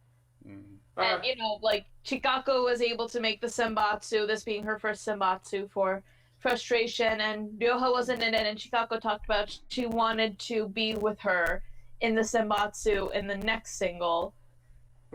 And basically now with her graduating, that's not going to be able to happen. And it's So like it when was that really happens, sad. It's like, oh, man.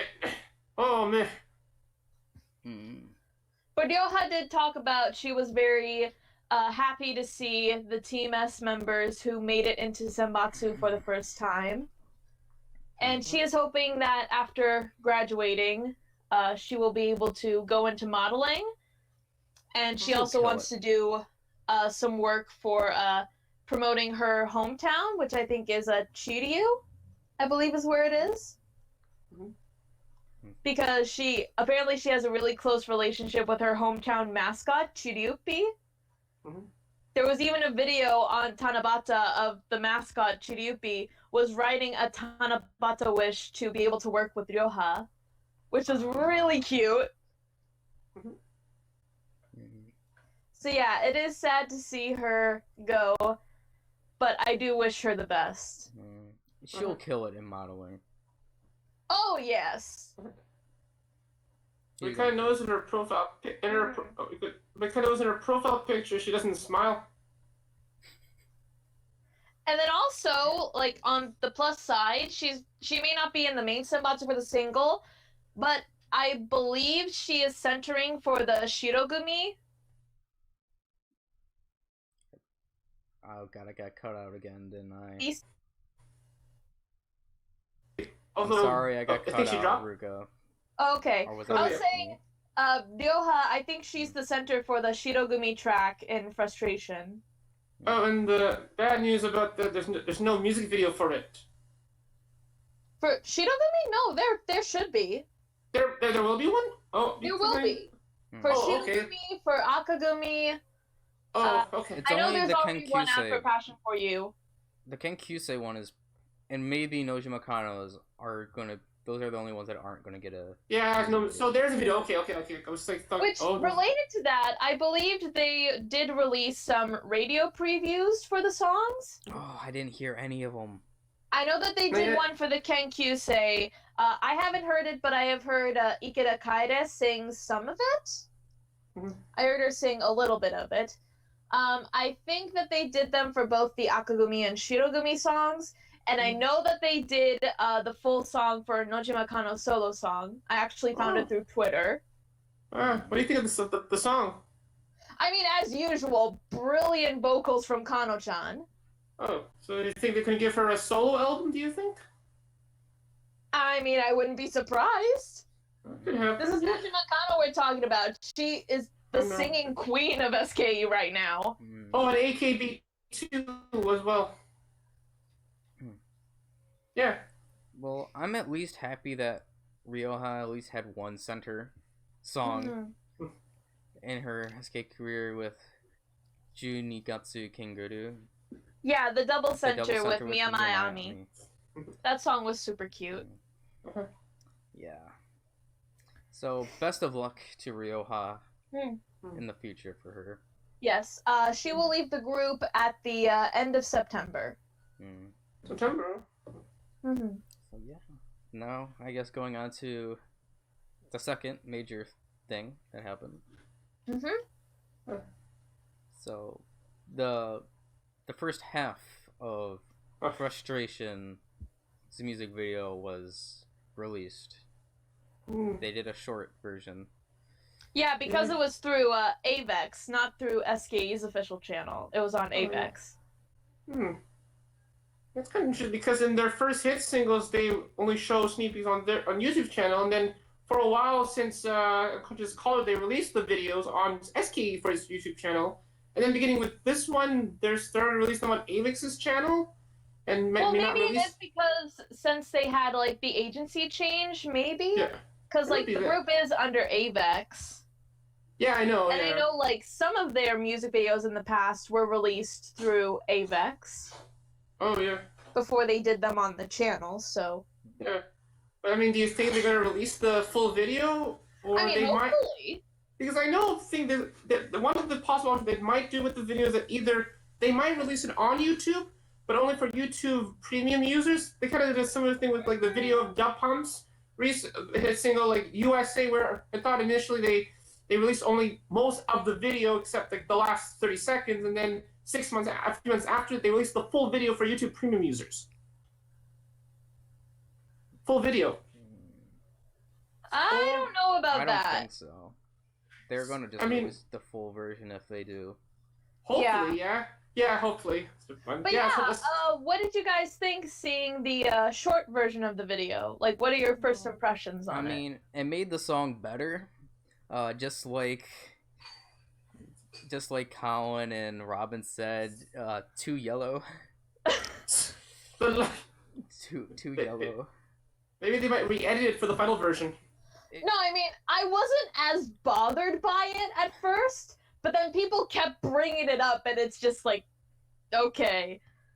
Like, I see what you mean. Like, the yellow filter is very strong in the video, Yeah. It's also but I don't think it's to the point where they look like Simpsons. That's just an over-exaggeration.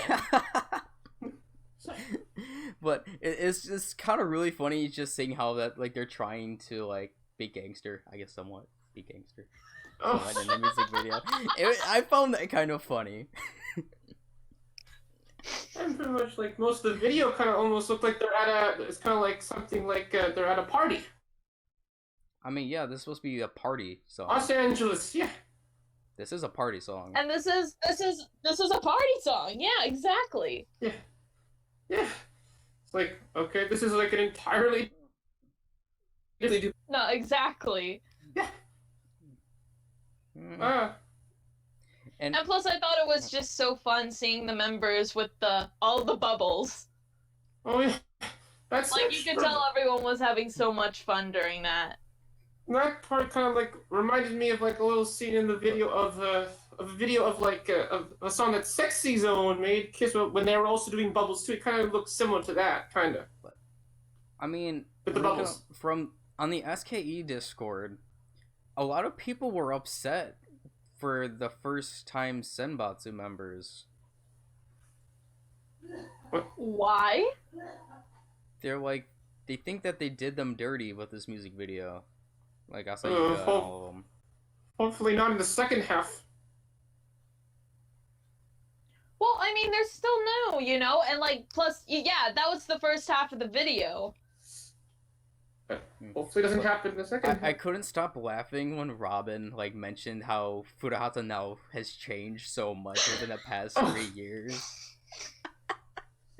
How she went from this quiet, shy type girl with long hair to now this, like, very pop punk rockish kind of girl. Like, the funny, like, how he said, like, now has been through in, like, an abusive relationship or something like that with the change.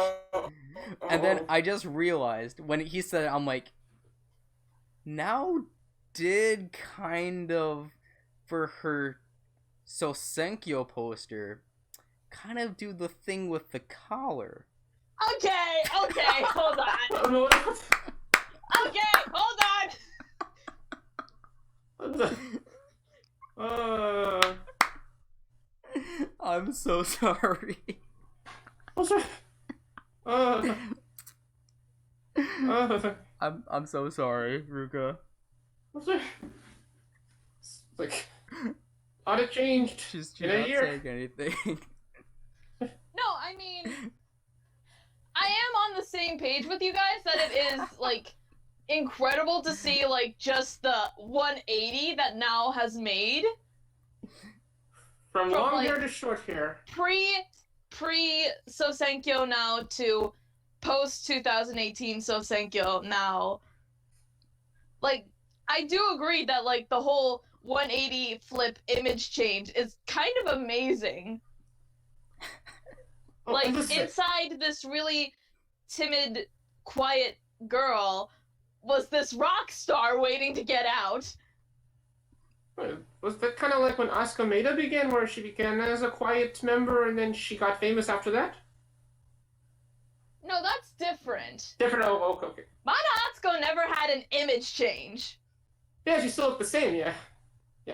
I mean, like, how she became, we thought she was not big and then she got famous But after now that. it's like, if you showed a picture of her from before 2018 and then showed a picture of her now, it'd be like, you would not recognize them as the same person. No, I'm even talking about the personality too. Like, I'm saying, like, how now was just like this shy, quiet girl when she started with SKE, and then obviously, like I said, with the Sosenkyo poster. Okay. Oh, Like, just seeing that change and now, it's kind of like, holy crap.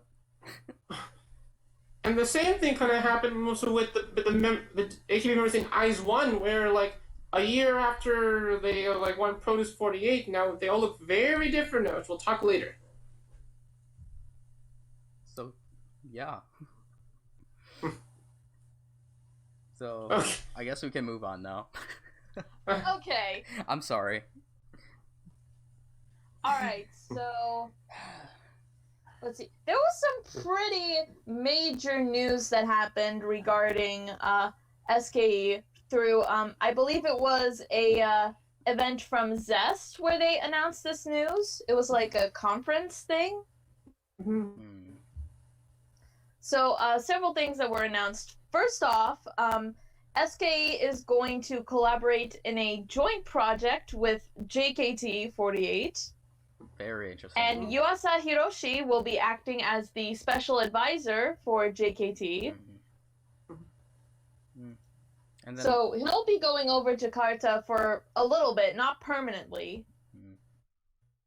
and then with that, there probably will be a exchange, so there'll probably be 2 Kennings. Just like what happened last So I think you're year. dropping for 2 cents? I'm dropping? Okay. Yeah, You're 2 good seconds. now. You're good. Yeah, you're good. Okay. I'm sorry. But like I said, there'll probably be an exchange, just like what happened with AKB. With Yeah, I think that is something that they're BNK planning and on doing is a member exchange program.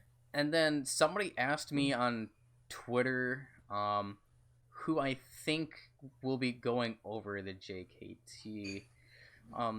They think it's gonna be Kano, but I don't think Kano's gonna be going to JKT. No. I don't think so. I said for me, if I had to guess, obviously will probably most likely be wrong. I'm thinking either Sakipon or Takahata Yuki. Okay. I'm thinking those 2 members. I don't know why, but just to me. Who do you think? I have could no possibly clue, to send be honest. Could be anyone. I mean, we can find out. Okay, then next, Saito Makiko has been appointed as SKE48 manager.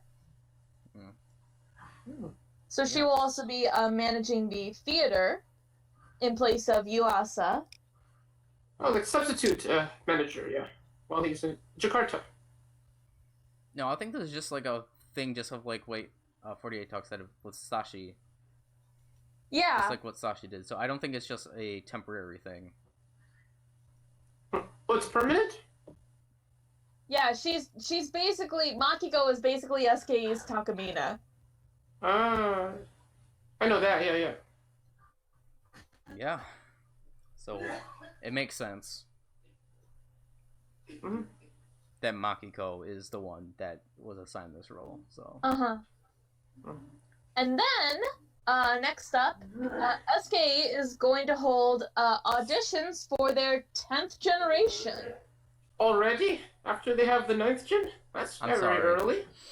I'm sorry, I had a facepalm myself because, like, seriously, I don't even know the 9th gen members, and they're already going for a 10th gen. Yeah, I was honestly kind of surprised because So I think like the 9th gen are getting super popular right now. Like, they're not even officially promoted members yet, and they've already gotten super popular, some of them. And like,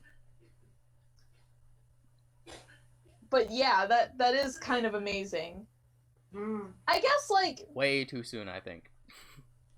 Well, I mean, when you think about, like, we kind of mentioned it, there have been a lot of graduations from AKB in the first half of 2019. There have been 11 graduations from SKE. But but they can just promote the 9th gen members. Well, yeah, that's true too. Yeah. So why get more? But Like, I could members also in- see, like, since they are going with this, I could see them not having as many members as, like, the 9th gen, because when the 9th gen first debuted, there was, like, 20 of them, which Yeah. there's 18 or 17 of them now, so... Like I said, I don't even know 9th gen members that well. I obviously know Sayaka just, well, very, very, just a tiny bit, just because of the showroom. I don't really actually know her, like, that much. And, yeah, I do know that, Yukina's sister... Wait, was it Yukina's sister?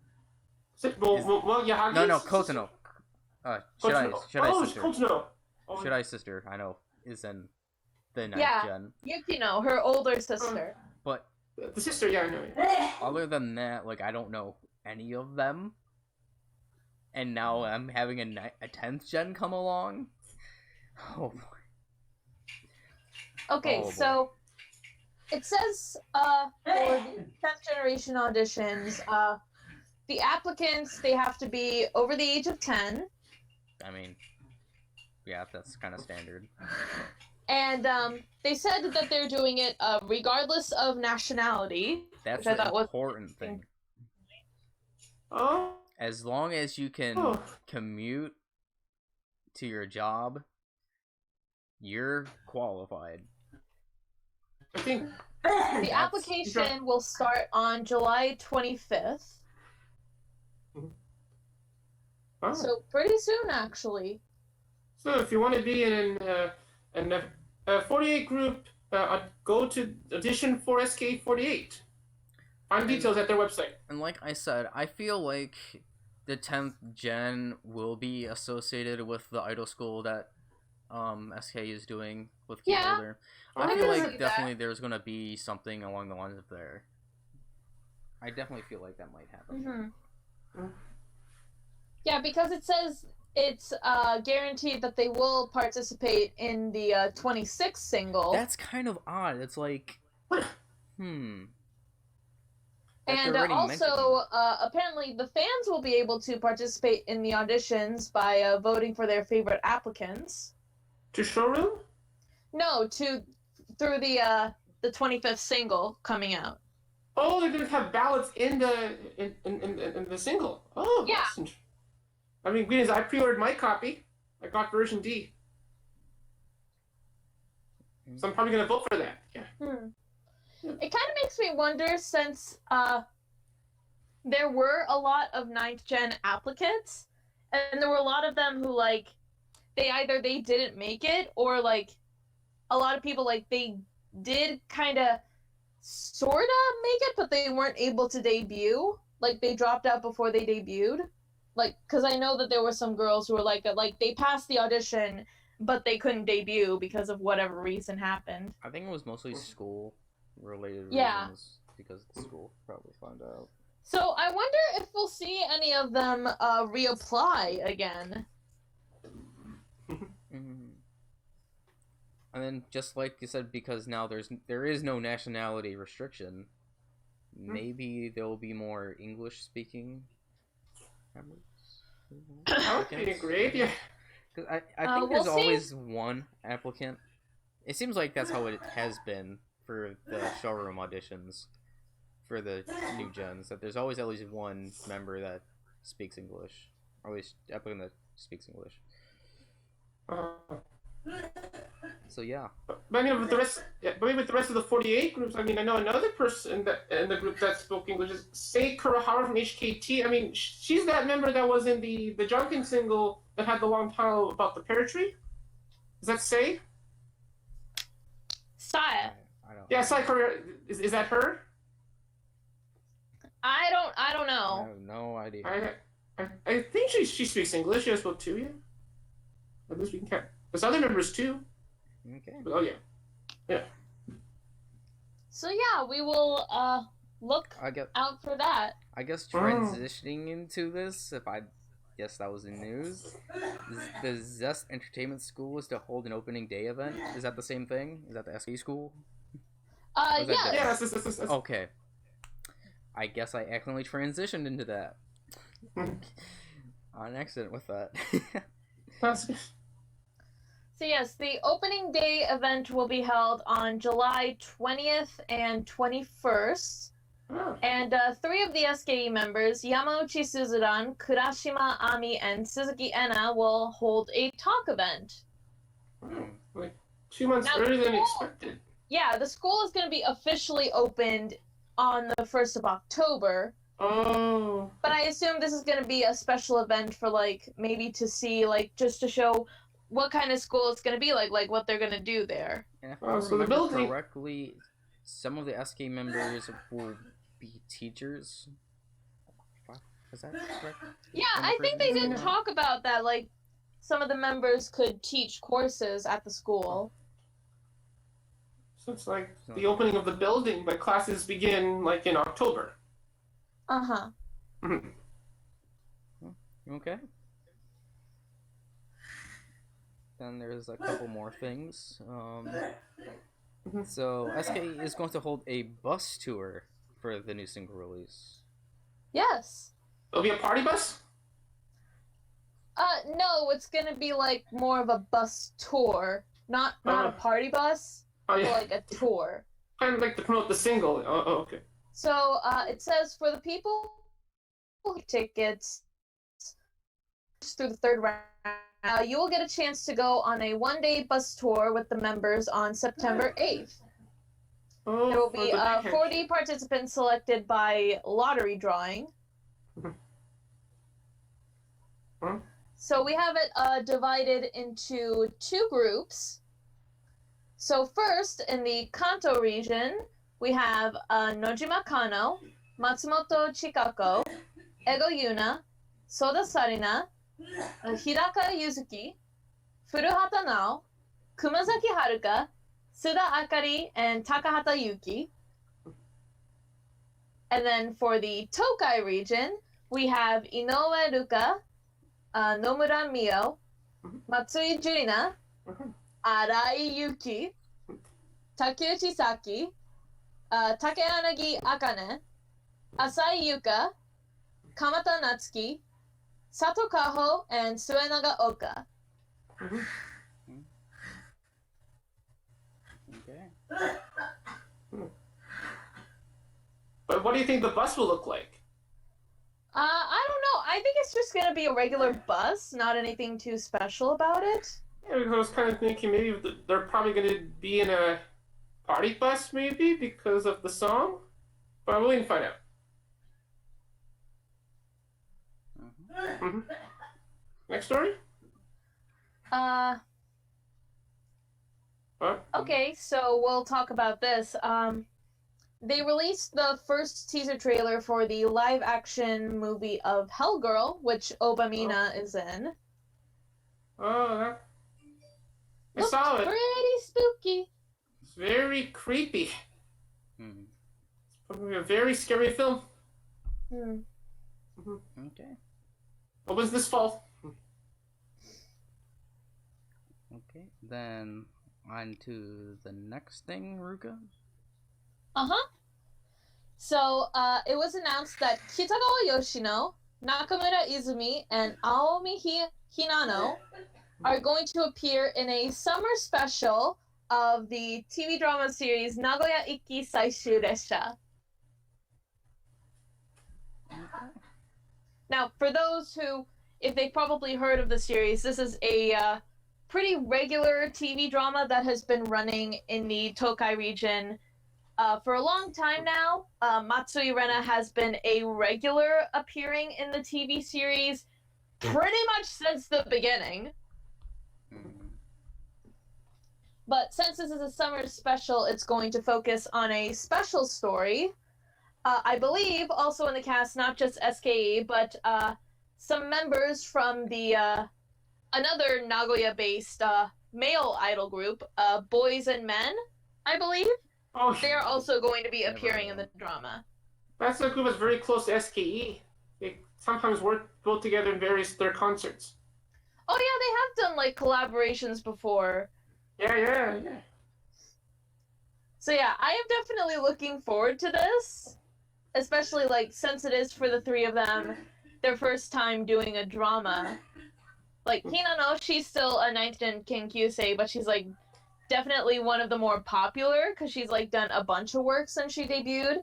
Nakamura Izumi, I'm really happy to be getting to see more of her acting, because I enjoyed a lot of the stuff that she did through SKE Bingo. And Kitagawa Yoshino.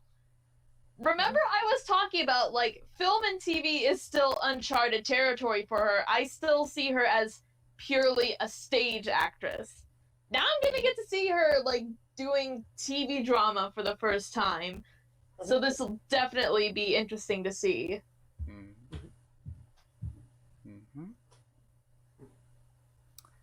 And then Takeyanagi Akane, Furata Nao, and Arayuki. They're going to promote the new single in the Tokai radio. Tokai. So yeah. Interesting there. Is there any news on that? Oh yeah, hold on. SKE is set to join the Shachino Daisaiten live event at Zepp Nagoya on August the 5th. It is a live event for the J-League Football Club, Nagoya Grampus. Support the Nagoya Grampus, although they've been sucky really recently.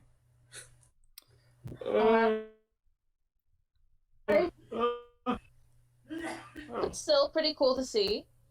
Do you think we'll make a comeback? Do you think? Oh, okay. And then next up, this is pretty happy for me. Matsui Jurina and former SKE member Oya Masana are going to be appearing at the CBC Radio Matsuri 2019 event. They will be holding panels for each other's radio shows. That's interesting. It's like a crossover between the two shows. Yeah, basically. So there's going to be a panel for Matsui Jurina's radio show, Koe no Koibito, which Masana will appear in. And then Oya Masana will have one for her radio show. I want to say Oya Masana no Hometown, which Jurina will appear in. And that will be on July 28th. So yeah, that's very cool to see. It's going to be really sweet to see the two of them together again. Because, like, Jurina had talked about it on her radio show once before, that Masana had told her that she wanted to appear on the show with her. She wanted to appear on her radio show, so this is going to be really sweet. I wonder if they're going to, like, do anything, like, at the event, if they're going to do, like, live versions of the segments that they do on their radio show. Like, I haven't listened to Masana's radio show, so I don't know what it's like. But I think it would just be so funny if they did, like, the segments from Jurina's show, for example. Like, for example, the ever so popular Girlfriend in Your Ear segment, and Jurina making Masana read, like, these really embarrassing scenarios. No, like, there was one really funny one. It was pretty recent, like a couple weeks ago, where Jurina had to read as a maid at a maid cafe, and it was so funny. Because she was doing it all cutesy, and then she got so embarrassed at the end, like, I don't want to do this again. Jurina was tweeting a lot the past couple of days. Something with her radio show. Actually about that, so it was actually around Tanabata when she tweeted about this. She released a photo of her mascot, which, by the way, her mascot has a name now. It's Kiss Me. Because, you know, giant pair of lips. And basically, you know, she posted the picture saying, hey, you guys write down your wishes on the little speech bubble that's beside the mascot, and I'll share some of the ones that I like. Okay, that's what it was about. Because I'm like, Jurina keeps on posting on Twitter. I'm like, why is she repeatedly posting on Twitter? So a lot of them are Tanabata wishes from fans. Like, there's one that says in English, let's go to the Nagoya Dome. There's one that talks about, let me see. One of them wants her to release a second photo book. Yes. There was one that mentions that they wanted to see Hamlet again. And Gina posted... Gina just had the smirk emoji on, like, I hope maybe we can. And posting some of the pictures of her Hamlet, which is very nice, which I agree, though. I want a revival of Hamlet. Mhm. There was also some, like, oh, I want Jurina to release a solo album, or I want to see Jurina in a TV drama again. And she's like, yeah, I agree, I want to have these wishes granted as well. Some of them were edited really well. Like, one of them, like, gave her different clothing. One of them changed the color of her lips. Some of them were, like, writing very funny stuff. Like, one of them said, tranquilo, asennayo, which is the catchphrase of one of the wrestlers that Jurina likes. One of them was dressed kind of in an outfit similar to the one she wears for Hana Uranai. And then one was dressed in a camo outfit for Akai Pin Heel. Was really she was doing it was Tanabata wishes. And I hope that all of them come true. Okay. A solo album now would be interesting. I mean, but she can actually write her own song. Yeah, she wrote a song. She's written her song. She's written some original songs, and the only one that's officially come out so far is Hana Uranai. Oh yeah, from their recent album, Originally Hill. Yeah, great song. So I hope that she would be able to release more of her original songs. That's probably why we could say Jurina Matsuri is the greatest AKB48 member of all time. Yeah. Alright, next up, STU48 News. STU. They released the full music video as well as the covers for their third single, Daisuki na Hito. Oh yeah. Or in English, I really like this person.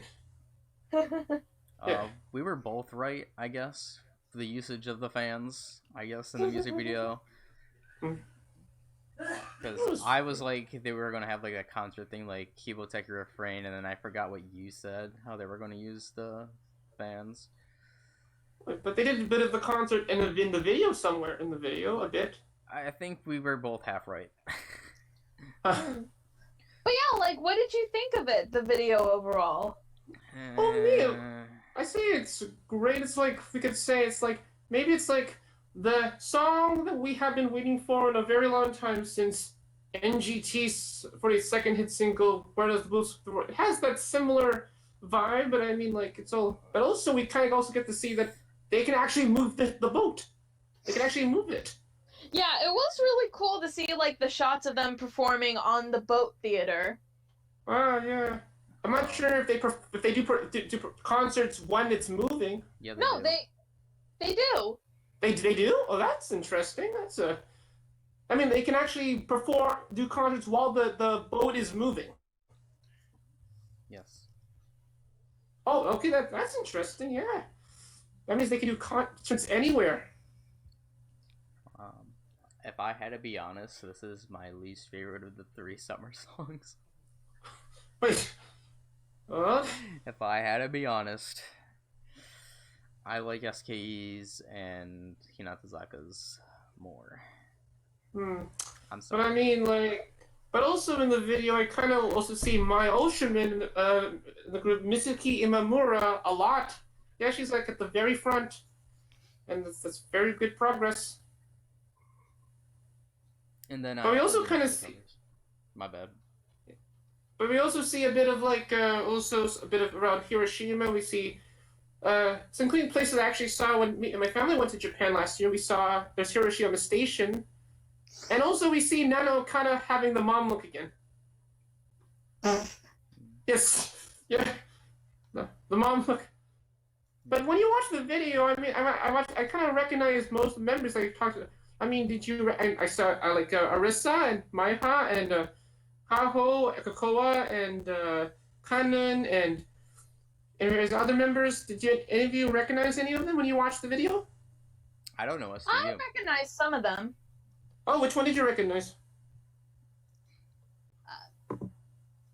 Crap, I'm sorry, I can't think of their names. Oh, okay. Well, Yumiko. Yeah, we know, yeah. And Nana. Iwata Hina. Yeah, Hina, Misaki, and Mamura. Mitsuki, Akari. Yeah. I think I saw Kuka in there. Yeah, all of the members are in the single, actually, by the way, So, yeah. including draft members, too. Yeah, it was really cool. Yeah, it's... Alright. Yeah. Alright, next up, this is the last bit for STU. Oh, wait, but the STU... covers, the covers, too. We're going to talk about the covers, too? I haven't seen the covers. That's what I was saying. Oh, I saw them, yeah, I thought... They all look great. Kind of, like, the limited edition one shows them in the clothes in the video, while in the regular version, it shows them in the school uniforms. Mm-hmm. Yeah, okay. So, next story. Alright. This is the last up for STU. STU is going to hold a special summer event on July 27th. Hmm.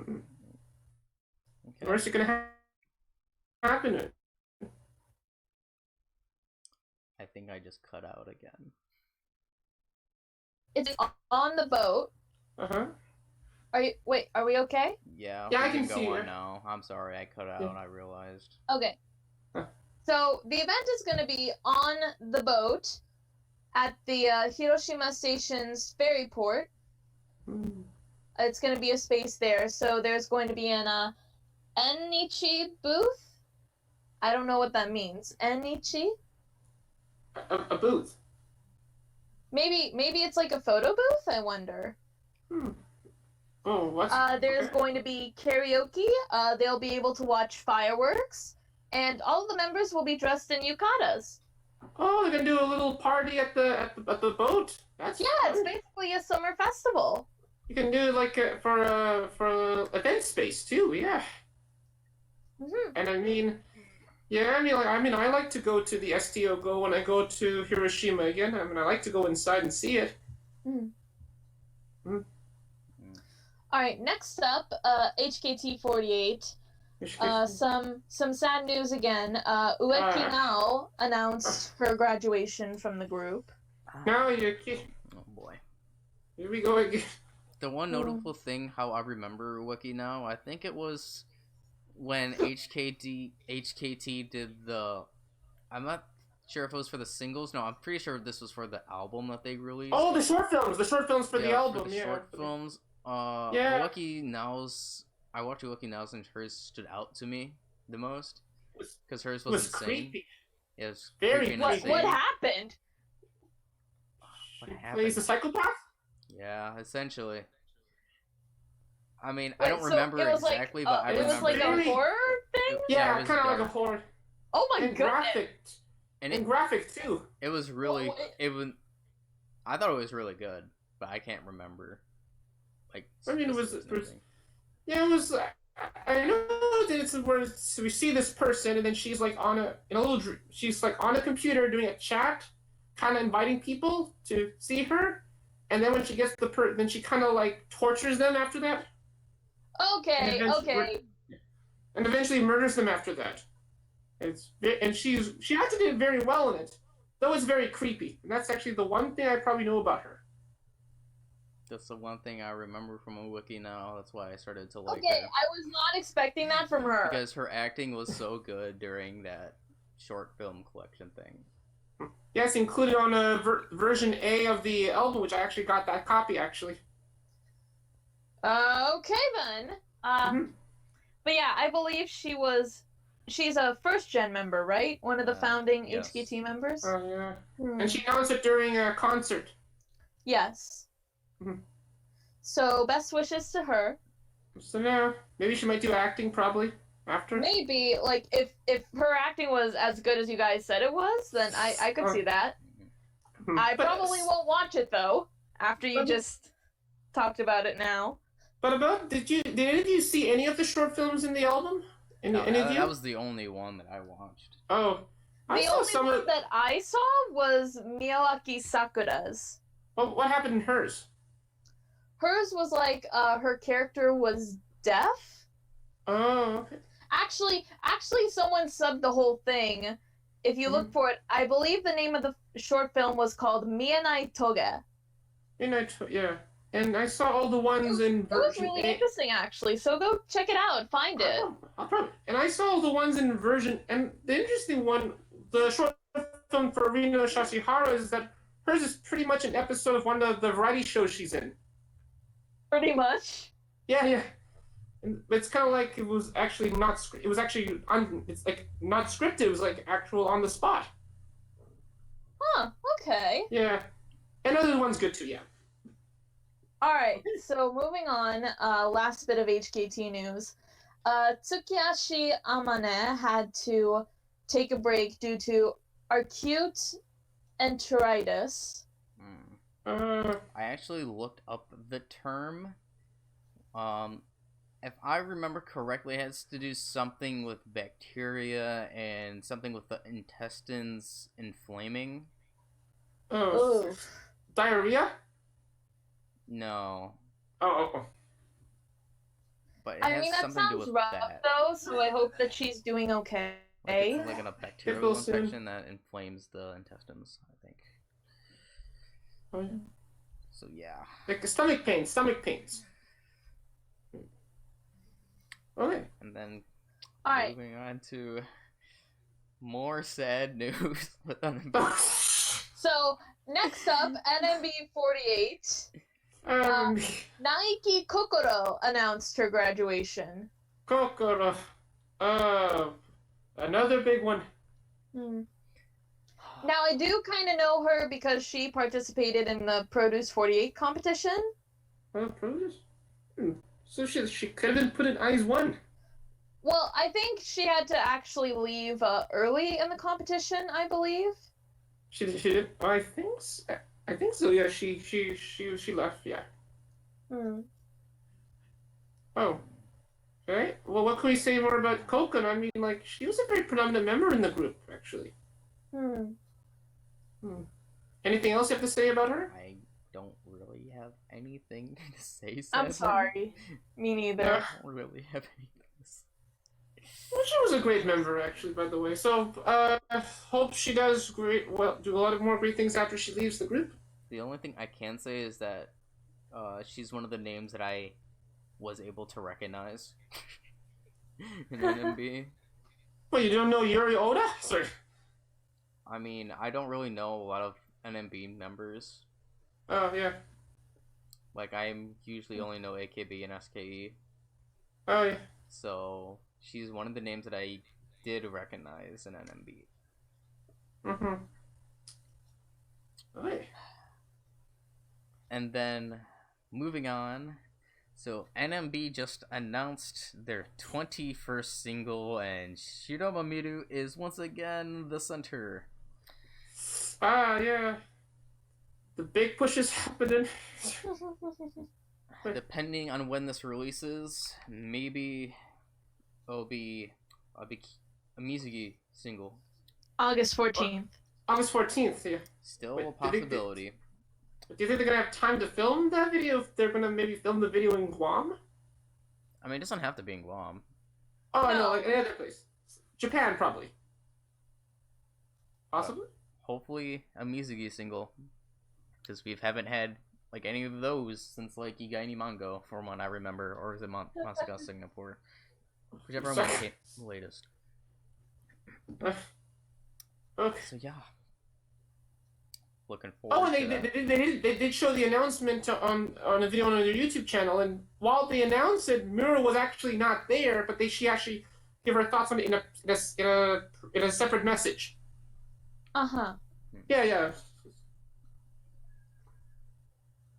Okay. And then you can do the next one. All right. As well. So, Quintet has been appointed as the special supporter for a audition competition called the Bishoujo Grand Prix. So it would be an audition. It says on here, it's like it says movies, TV dramas, variety, and models. So I'm guessing it's for female talent specifically. Like a talent agency. I mean, I would assume so because it says Bishojo, so I would assume. No, but actually, like the usual kanji for like Bishojo, like beautiful young girl, but like they actually changed the show part from instead of the young show to actually the kanji for laughter. Oh, okay. Then never mind. So the audition will take place on November 16th, 2019. Okay. Oh yeah.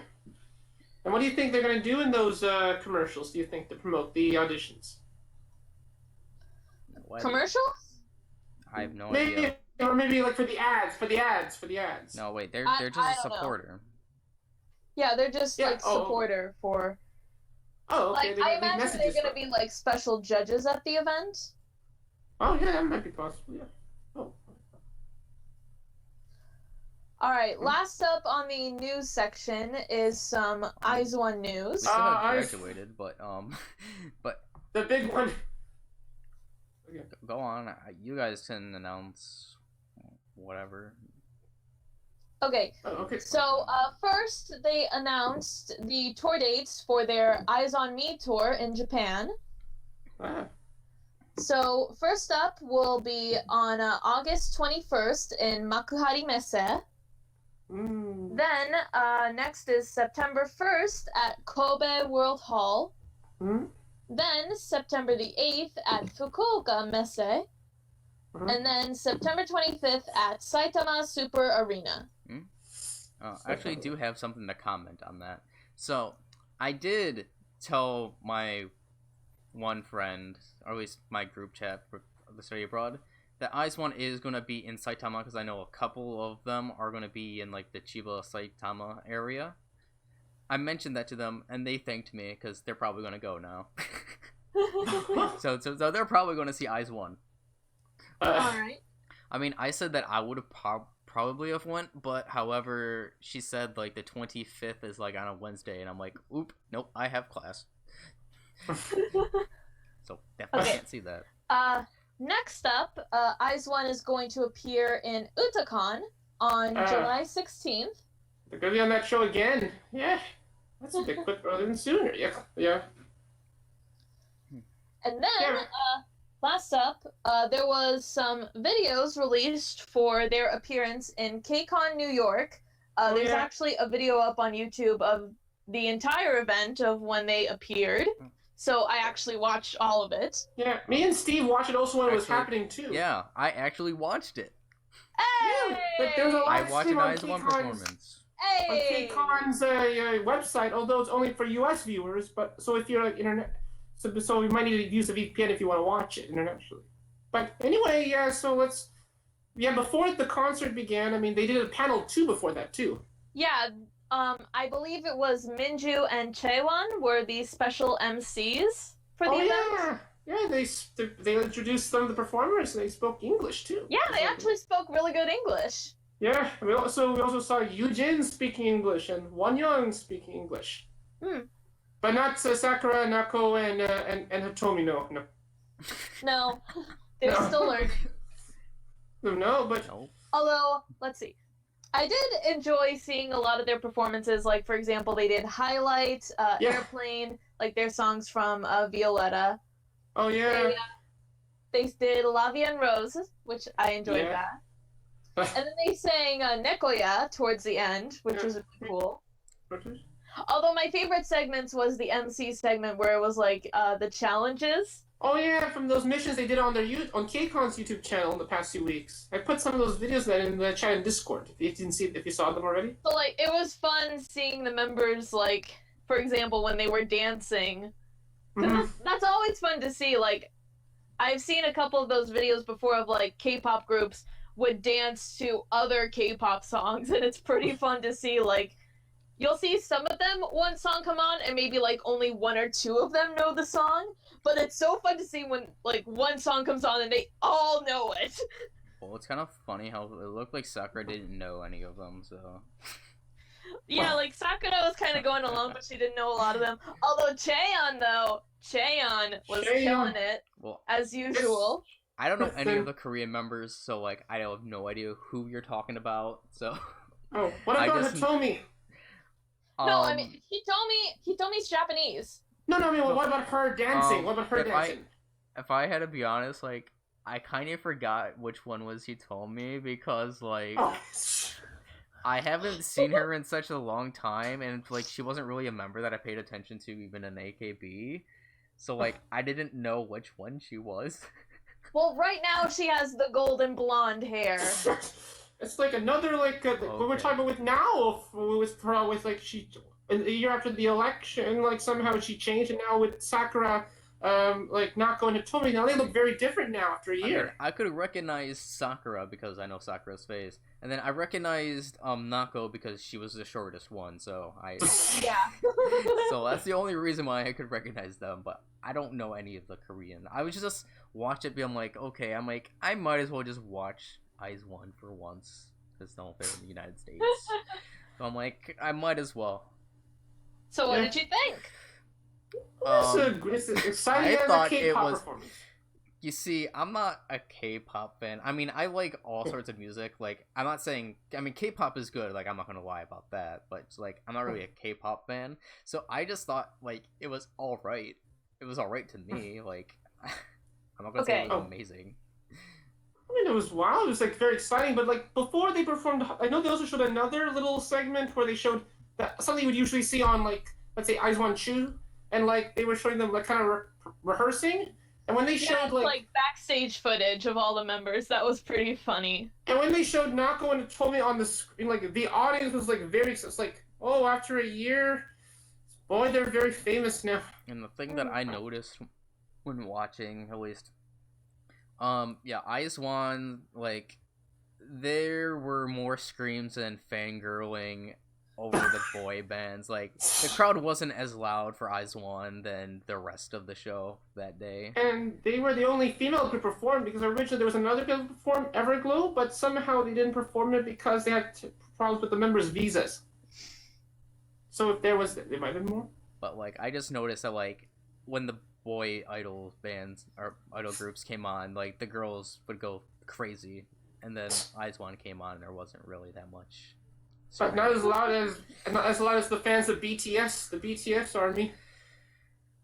And they're actually more louder than the Beatles and the fans of Justin Bieber.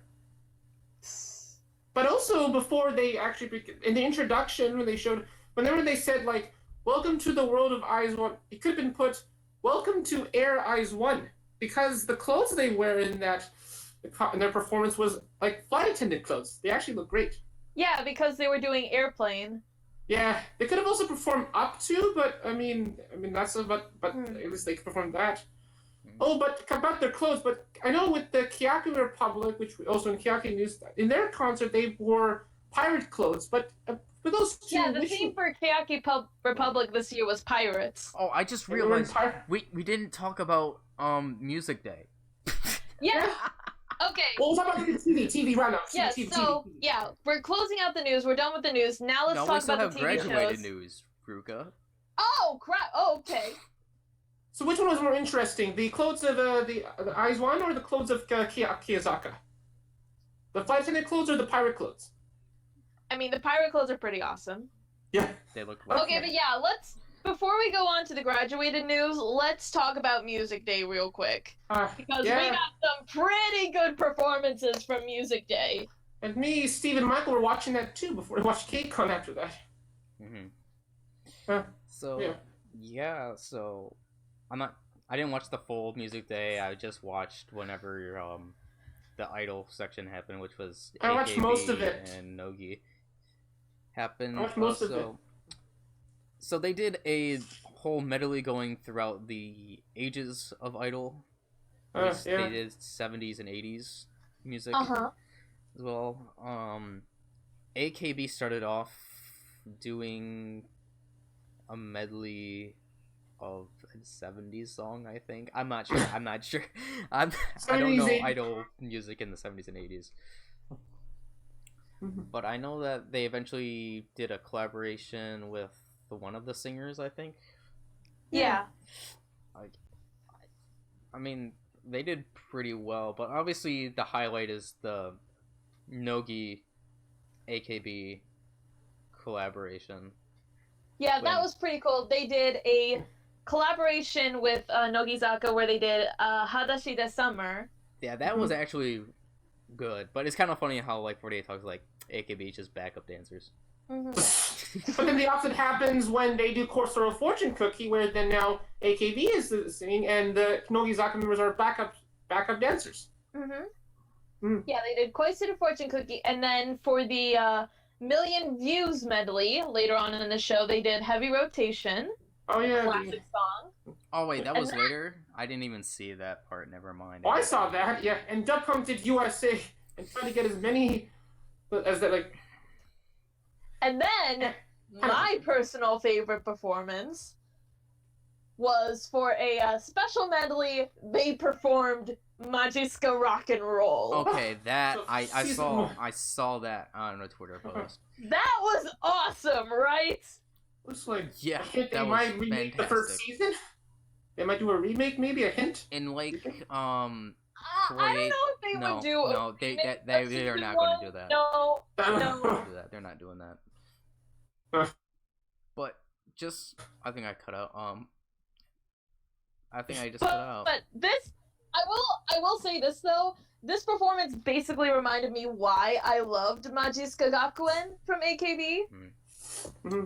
And just because seeing the members wearing the costumes of the old characters, like obviously you have Jurina and Yuki who were the original members for not just Majiska Rock and Roll. They were like the two only remaining left for the Senbatsu of the original lineup, but they've been a part of Majiska Gakuen since season 1. And that's been like 10 years ago, so. Exactly. So, I mean, it's one thing seeing Yuki as black again, and like she had kind of the red highlights in her hair was really cool, but seeing Jurina now, 10 years later, all grown up, wearing her outfit as center, was like mind-blowing for me. Very tall. It's like, she grew up so much, and it got me a little emotional. And then, of course, the other members were all wearing different outfits. Like, Na-chan, as the center, was wearing Oshima Yuko's outfit. Really cool. Oguru Yui was Maida. Yes, Maida. Again. Let's see. Tanaka Miku was Nezumi.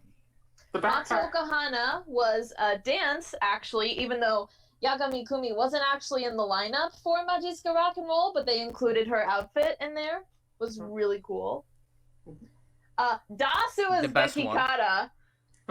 But still, Dasu can't top Matsuhiro Rena, though. I mean, but no. it was amazing. But she can't. She looked good. She looked good. Her hair was the thing that was exceptional. Her hair. Ooh, that looks so good. Her hair looks so good. But the best part of the performance was Nachu coming in. In the middle of the song, Nachu, dressed as Daruma, comes in and has this great interaction with the members on stage. Yep. It was so good. I loved it. Yeah, that performance might be a good idea for doing some net shot photos with all the members in Matsui Gakuen clothes. I mean, HKT did something similar last month, actually. And then the last thing that I saw on Music Day, because I didn't even know about the Million Singles thing, is when Kayaki, at the very end, they did an encore for Music Day with... Oh, yeah, that performance. That was midway. Why can't I think of the name? That was midway. Abushi Keikaku. Wait, Abenai. Wait, was it Abenai? Oh, Abenakashi Keikaku. Yes. They did that. Also did Atari Stays On as well, too. Yeah. So, yeah. Yeah, when they performed, the special unit Harari saves was kind of like if she doesn't like there, unless if she's like playing a pirate So she's speaking in character, so never know. Oh, but also one more thing, another thing that happened during Music Day too. Near almost the end of the special, Nohizaka 46 also did Sing Out. Oh, I didn't see that. I saw that. And then they got everyone, the audience, and they're all clapping too. Oh, good. Yeah, and then during that number one hits medley, they also showed Pineapple Pen, too. You know Pineapple Pen? Oh, Pineapple Pen. Of course they did. Oh, I thought Yeah, you said Pineapple Pen. PPAP. Yeah, Pineapple Pen. Oh, yeah. Okay. I mean, of course. And they made a joke about, like, with one of the hosts of the special, which is one of the members in Arashi, and they referenced the other show he's hosting, New Zero. Yeah. Okay. Yeah. All right. Let's go through the graduated member section Go now. to that quick. Yeah. Yeah. Mhm. Go ahead. So, first up, Owada Nana will be releasing her first photo book in September. Mm-hmm. The photo book title is Ristaato, sorry. And it will be released on September 15th. Yep. So yeah, pretty cool. Oh, good. And then some news on Cho Kurena, former teammate member. Karina Chu. She has now signed with Twin Planet. Oh, Twin Planet. That's the same agency as Suda Akari, Nishino Miki, Murashige Anna. Yeah. So yeah, cool to see her signing with an agency. And then also, she is going to be holding a solo live on August 30th. And the thing is, her concert was sold out in 1 minute. A minute. Also, That online is amazing. So you think she's gonna possibly release an album and might announce it during the concert? Do you think? Maybe a single. Maybe. Yeah. Like, the fact that her concert sold out in 1 minute is like... Something tells me she is going to go very far with her career. Oh, good. And do you think Sayaka Yamamoto's concerts were sold in 1 minute, or they were taken within hours? Do you think? I mean, I feel like this event is being held at maybe like a smaller venue. Yeah. Oh yeah, no, yeah. So that's why. Yeah, like, Sayane is having, like, a big concert tour. Oh. Like, usually in a concert, like, when it happens, usually they would be sold out within, let's say, minutes, usually? I mean, that depends. Oh, yeah. Depends on the musician, yeah, okay. Yeah. But speaking of Yamamoto Sayaka, she is also going to be appearing on Utakon on July 16th. Oh, Eyes One and Sayaka Yamamoto in the same episode. That's going to be interesting. Next up, Watanabe Miyuki is going to hold her first fan meeting on September 23rd. Oh, that's Okay. That's very cool. She released, I believe this will be one of several, but it's the first of the behind-the-scenes footage for when she filmed her music video for Cheek Tick Cheek. Which, have you seen that music video, by the way, now? Yeah, I saw it. I saw it, yeah. Nope. Okay, Like... so actually, it was pretty cool to learn this, because I didn't know about this when I first watched the video. It was filmed in Korea. Oh, I was thinking that it was going to be like K-pop cute, I was thinking. In the video.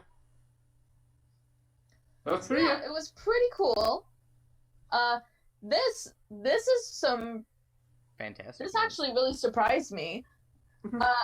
SDN48 is going to hold their 10th anniversary live at the AKB48 Theater on August 1st. I wish I could see it. I wish I could see this live, like, because of the type of songs. But it's probably going to be tricky to get inside, probably, since it's at the theater. But yeah, like, wow, that's amazing to think. Like, SDN48 were formed 10 years ago. Even before NMB. And after SKE. So yeah, pretty cool. Yeah. Next up. Moving on, so Yamada Nana was featured in Exit's One Chance, I think it was supposed to be One Chance Summer Love, and oh boy, the music video is definitely NSFW. If you like butt shots, this video's for you. So, and actually, this might be my summer song of the year. This might be my summer song. Lots to choose from. Besides Cyber's Summer, I think this might be my summer song. Yeah, so go and see it. I'm just warning you, it's NSFW. So, I mean, it's not idol, but it's not like idol song. It's more of just two dudes. She's just featured. But anyways, moving on. So, Sugahara Riko, she announced that she joined Avex Entertainment. Oh, Avex. Woo. So does that mean she might have a solo career, maybe, do you think? I mean, possibly. She also, I didn't put this in, but she also made a separate showroom. Yeah, I heard about that this morning. Yeah, the showroom, oh yeah. I'm kind of noticing her recent tweets that she's kind of doing lifestyle, I'm thinking. Lifestyle? Oh, maybe she would do something like that too. And then, Ruka, you can announce this last one. Okay, so the last bit, I had just found about this today. Matsui Rena has been cast in a TV drama. This is an interesting title. I Shared My Husband. Shared my... what does it talk about? Reading the concept of the show, it sounds like all these women were scammed into there was this one guy who was scamming all of them to like marry him. Kind of like polygamy? Well, I mean, no, it was obviously behind, all of their backs. Like, they didn't know that he was dating other women or scamming them. But, like, trying to not officially register them for marriage. Oh, okay, so they're not officially... Okay, good, okay. It's like a scam. Then, when the guy gets killed and they all find out about it. So it's like kind of them kind of reflecting about him, probably? I mean, I wonder. Yeah. But anyway, then who is Rena going to play in the show? Rena, from reading this article here on J Showbiz, it says that her character is pregnant. Yep, she's the only one that's pregnant out of the 4, I think. So she's probably the last husband, probably? I mean, well, last wife. Before the person was murdered. Well, we'll see. We'll see. Welcome to the TV show podcast. And that's it for the news. Now, on to the shows. There was AK Bingo, and then there was Keyakite, and I think Hinata Zakade on episode 9, but you were... Let's me Hidekazaka, yeah. I mean, we could have talked about Music Day in this section, but we talked about it already. Well, I mean, we already talked about Which it, one? so... Yeah. Which one do you want to talk about? Oh, any show. I guess we can start with AK Bingo. What happened this week on AK Bingo? I'm not sure if it was this week or last week, but they did... Remember when they had the comedians? I mean, they were talking about this on Talk. But they were having, like, that one comedian with the pole, with the short hair. Oh, yeah. Woman. She was on it, and what the heck was her other name? I think her name was Tori. Like, she has very, like, strong, like, facial expressions. Huh? I think her name is Tori. I don't know. But she has very strong facial expressions, like, when she expresses. Essentially, they were doing like the pictures of the guys selecting which picture is best. Oh, that okay. Oh, the one with They Brenna. brought that back. Yeah, they brought that back. This time around for the first one, it was with that one girl. I think is her name Steteko. I don't know why that name's coming to mind, but it's essentially trying to allure people using water. I think. Wait, was it the water?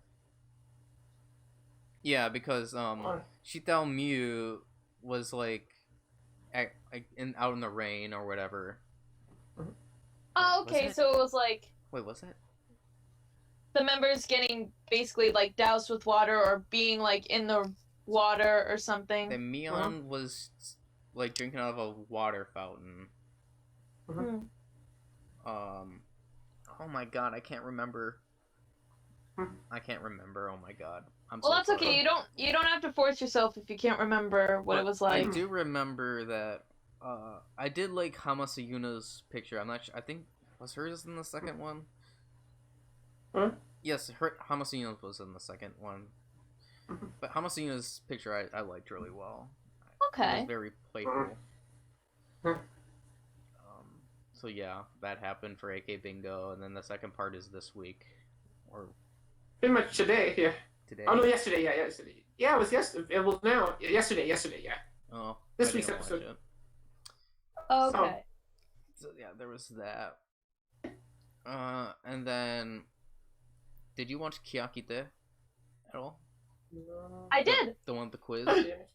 Yeah, the quiz. Yes. So I watched both 1 and 2 because we didn't talk about the first part last week.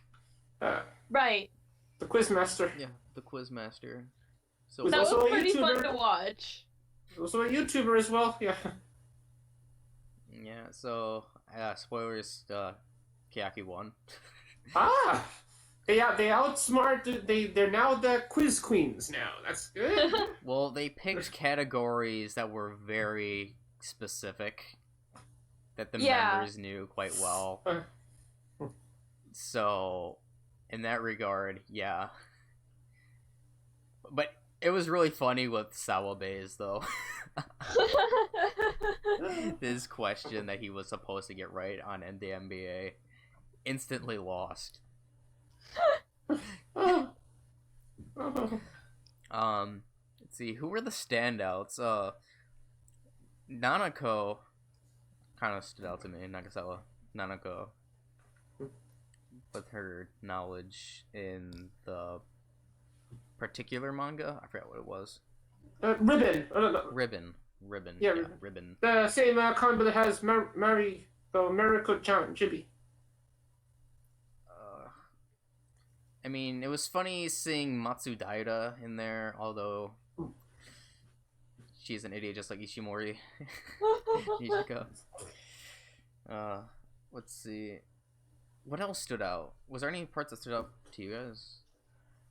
I thought it was interesting to see that, like, for the questions that Sugayuka and Moriya Akane chose, he actually read their articles for, like, their respective things that they did. Like, for Sugayuka, it was equestrian knowledge. And I forget what it was for Nen, but I remember, like, Nen was so happy when she heard that he had read her article. Asking what the BE meant in one of the words. For whatever, for... Oh my god. It was related to fashion, right? Well, it was like makeup. The question had to do with makeup, and it was asking what the BE means for some sort of product. And he beat her in that. But the funny thing is, like, the one question with the 80s idols, Ishimori got saved so hard by Tsuchida.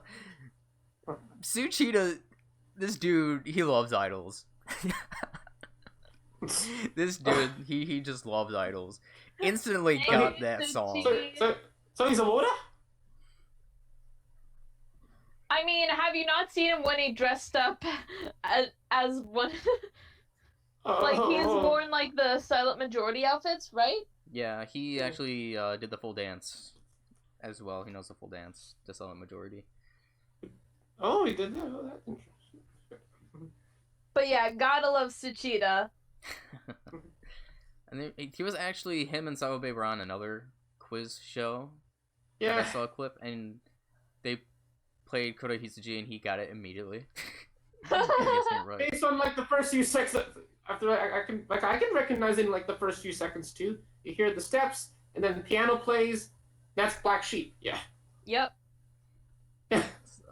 So that was KeyHolder, and then the episode that I saw for here, Hinata Zakadayama show, it's the one that you said you already seen, the one with like the baseball and stuff, what they were doing, like what talents they wanted to do or something.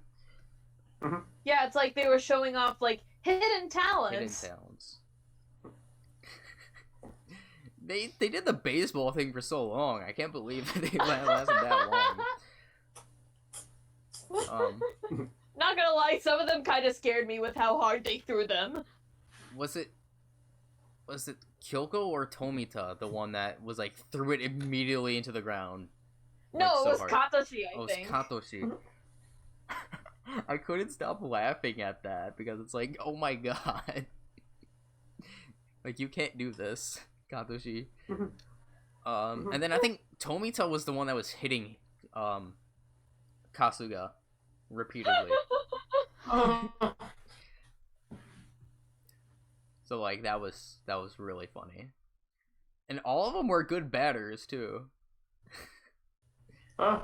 Yeah, just there are not many good pitchers.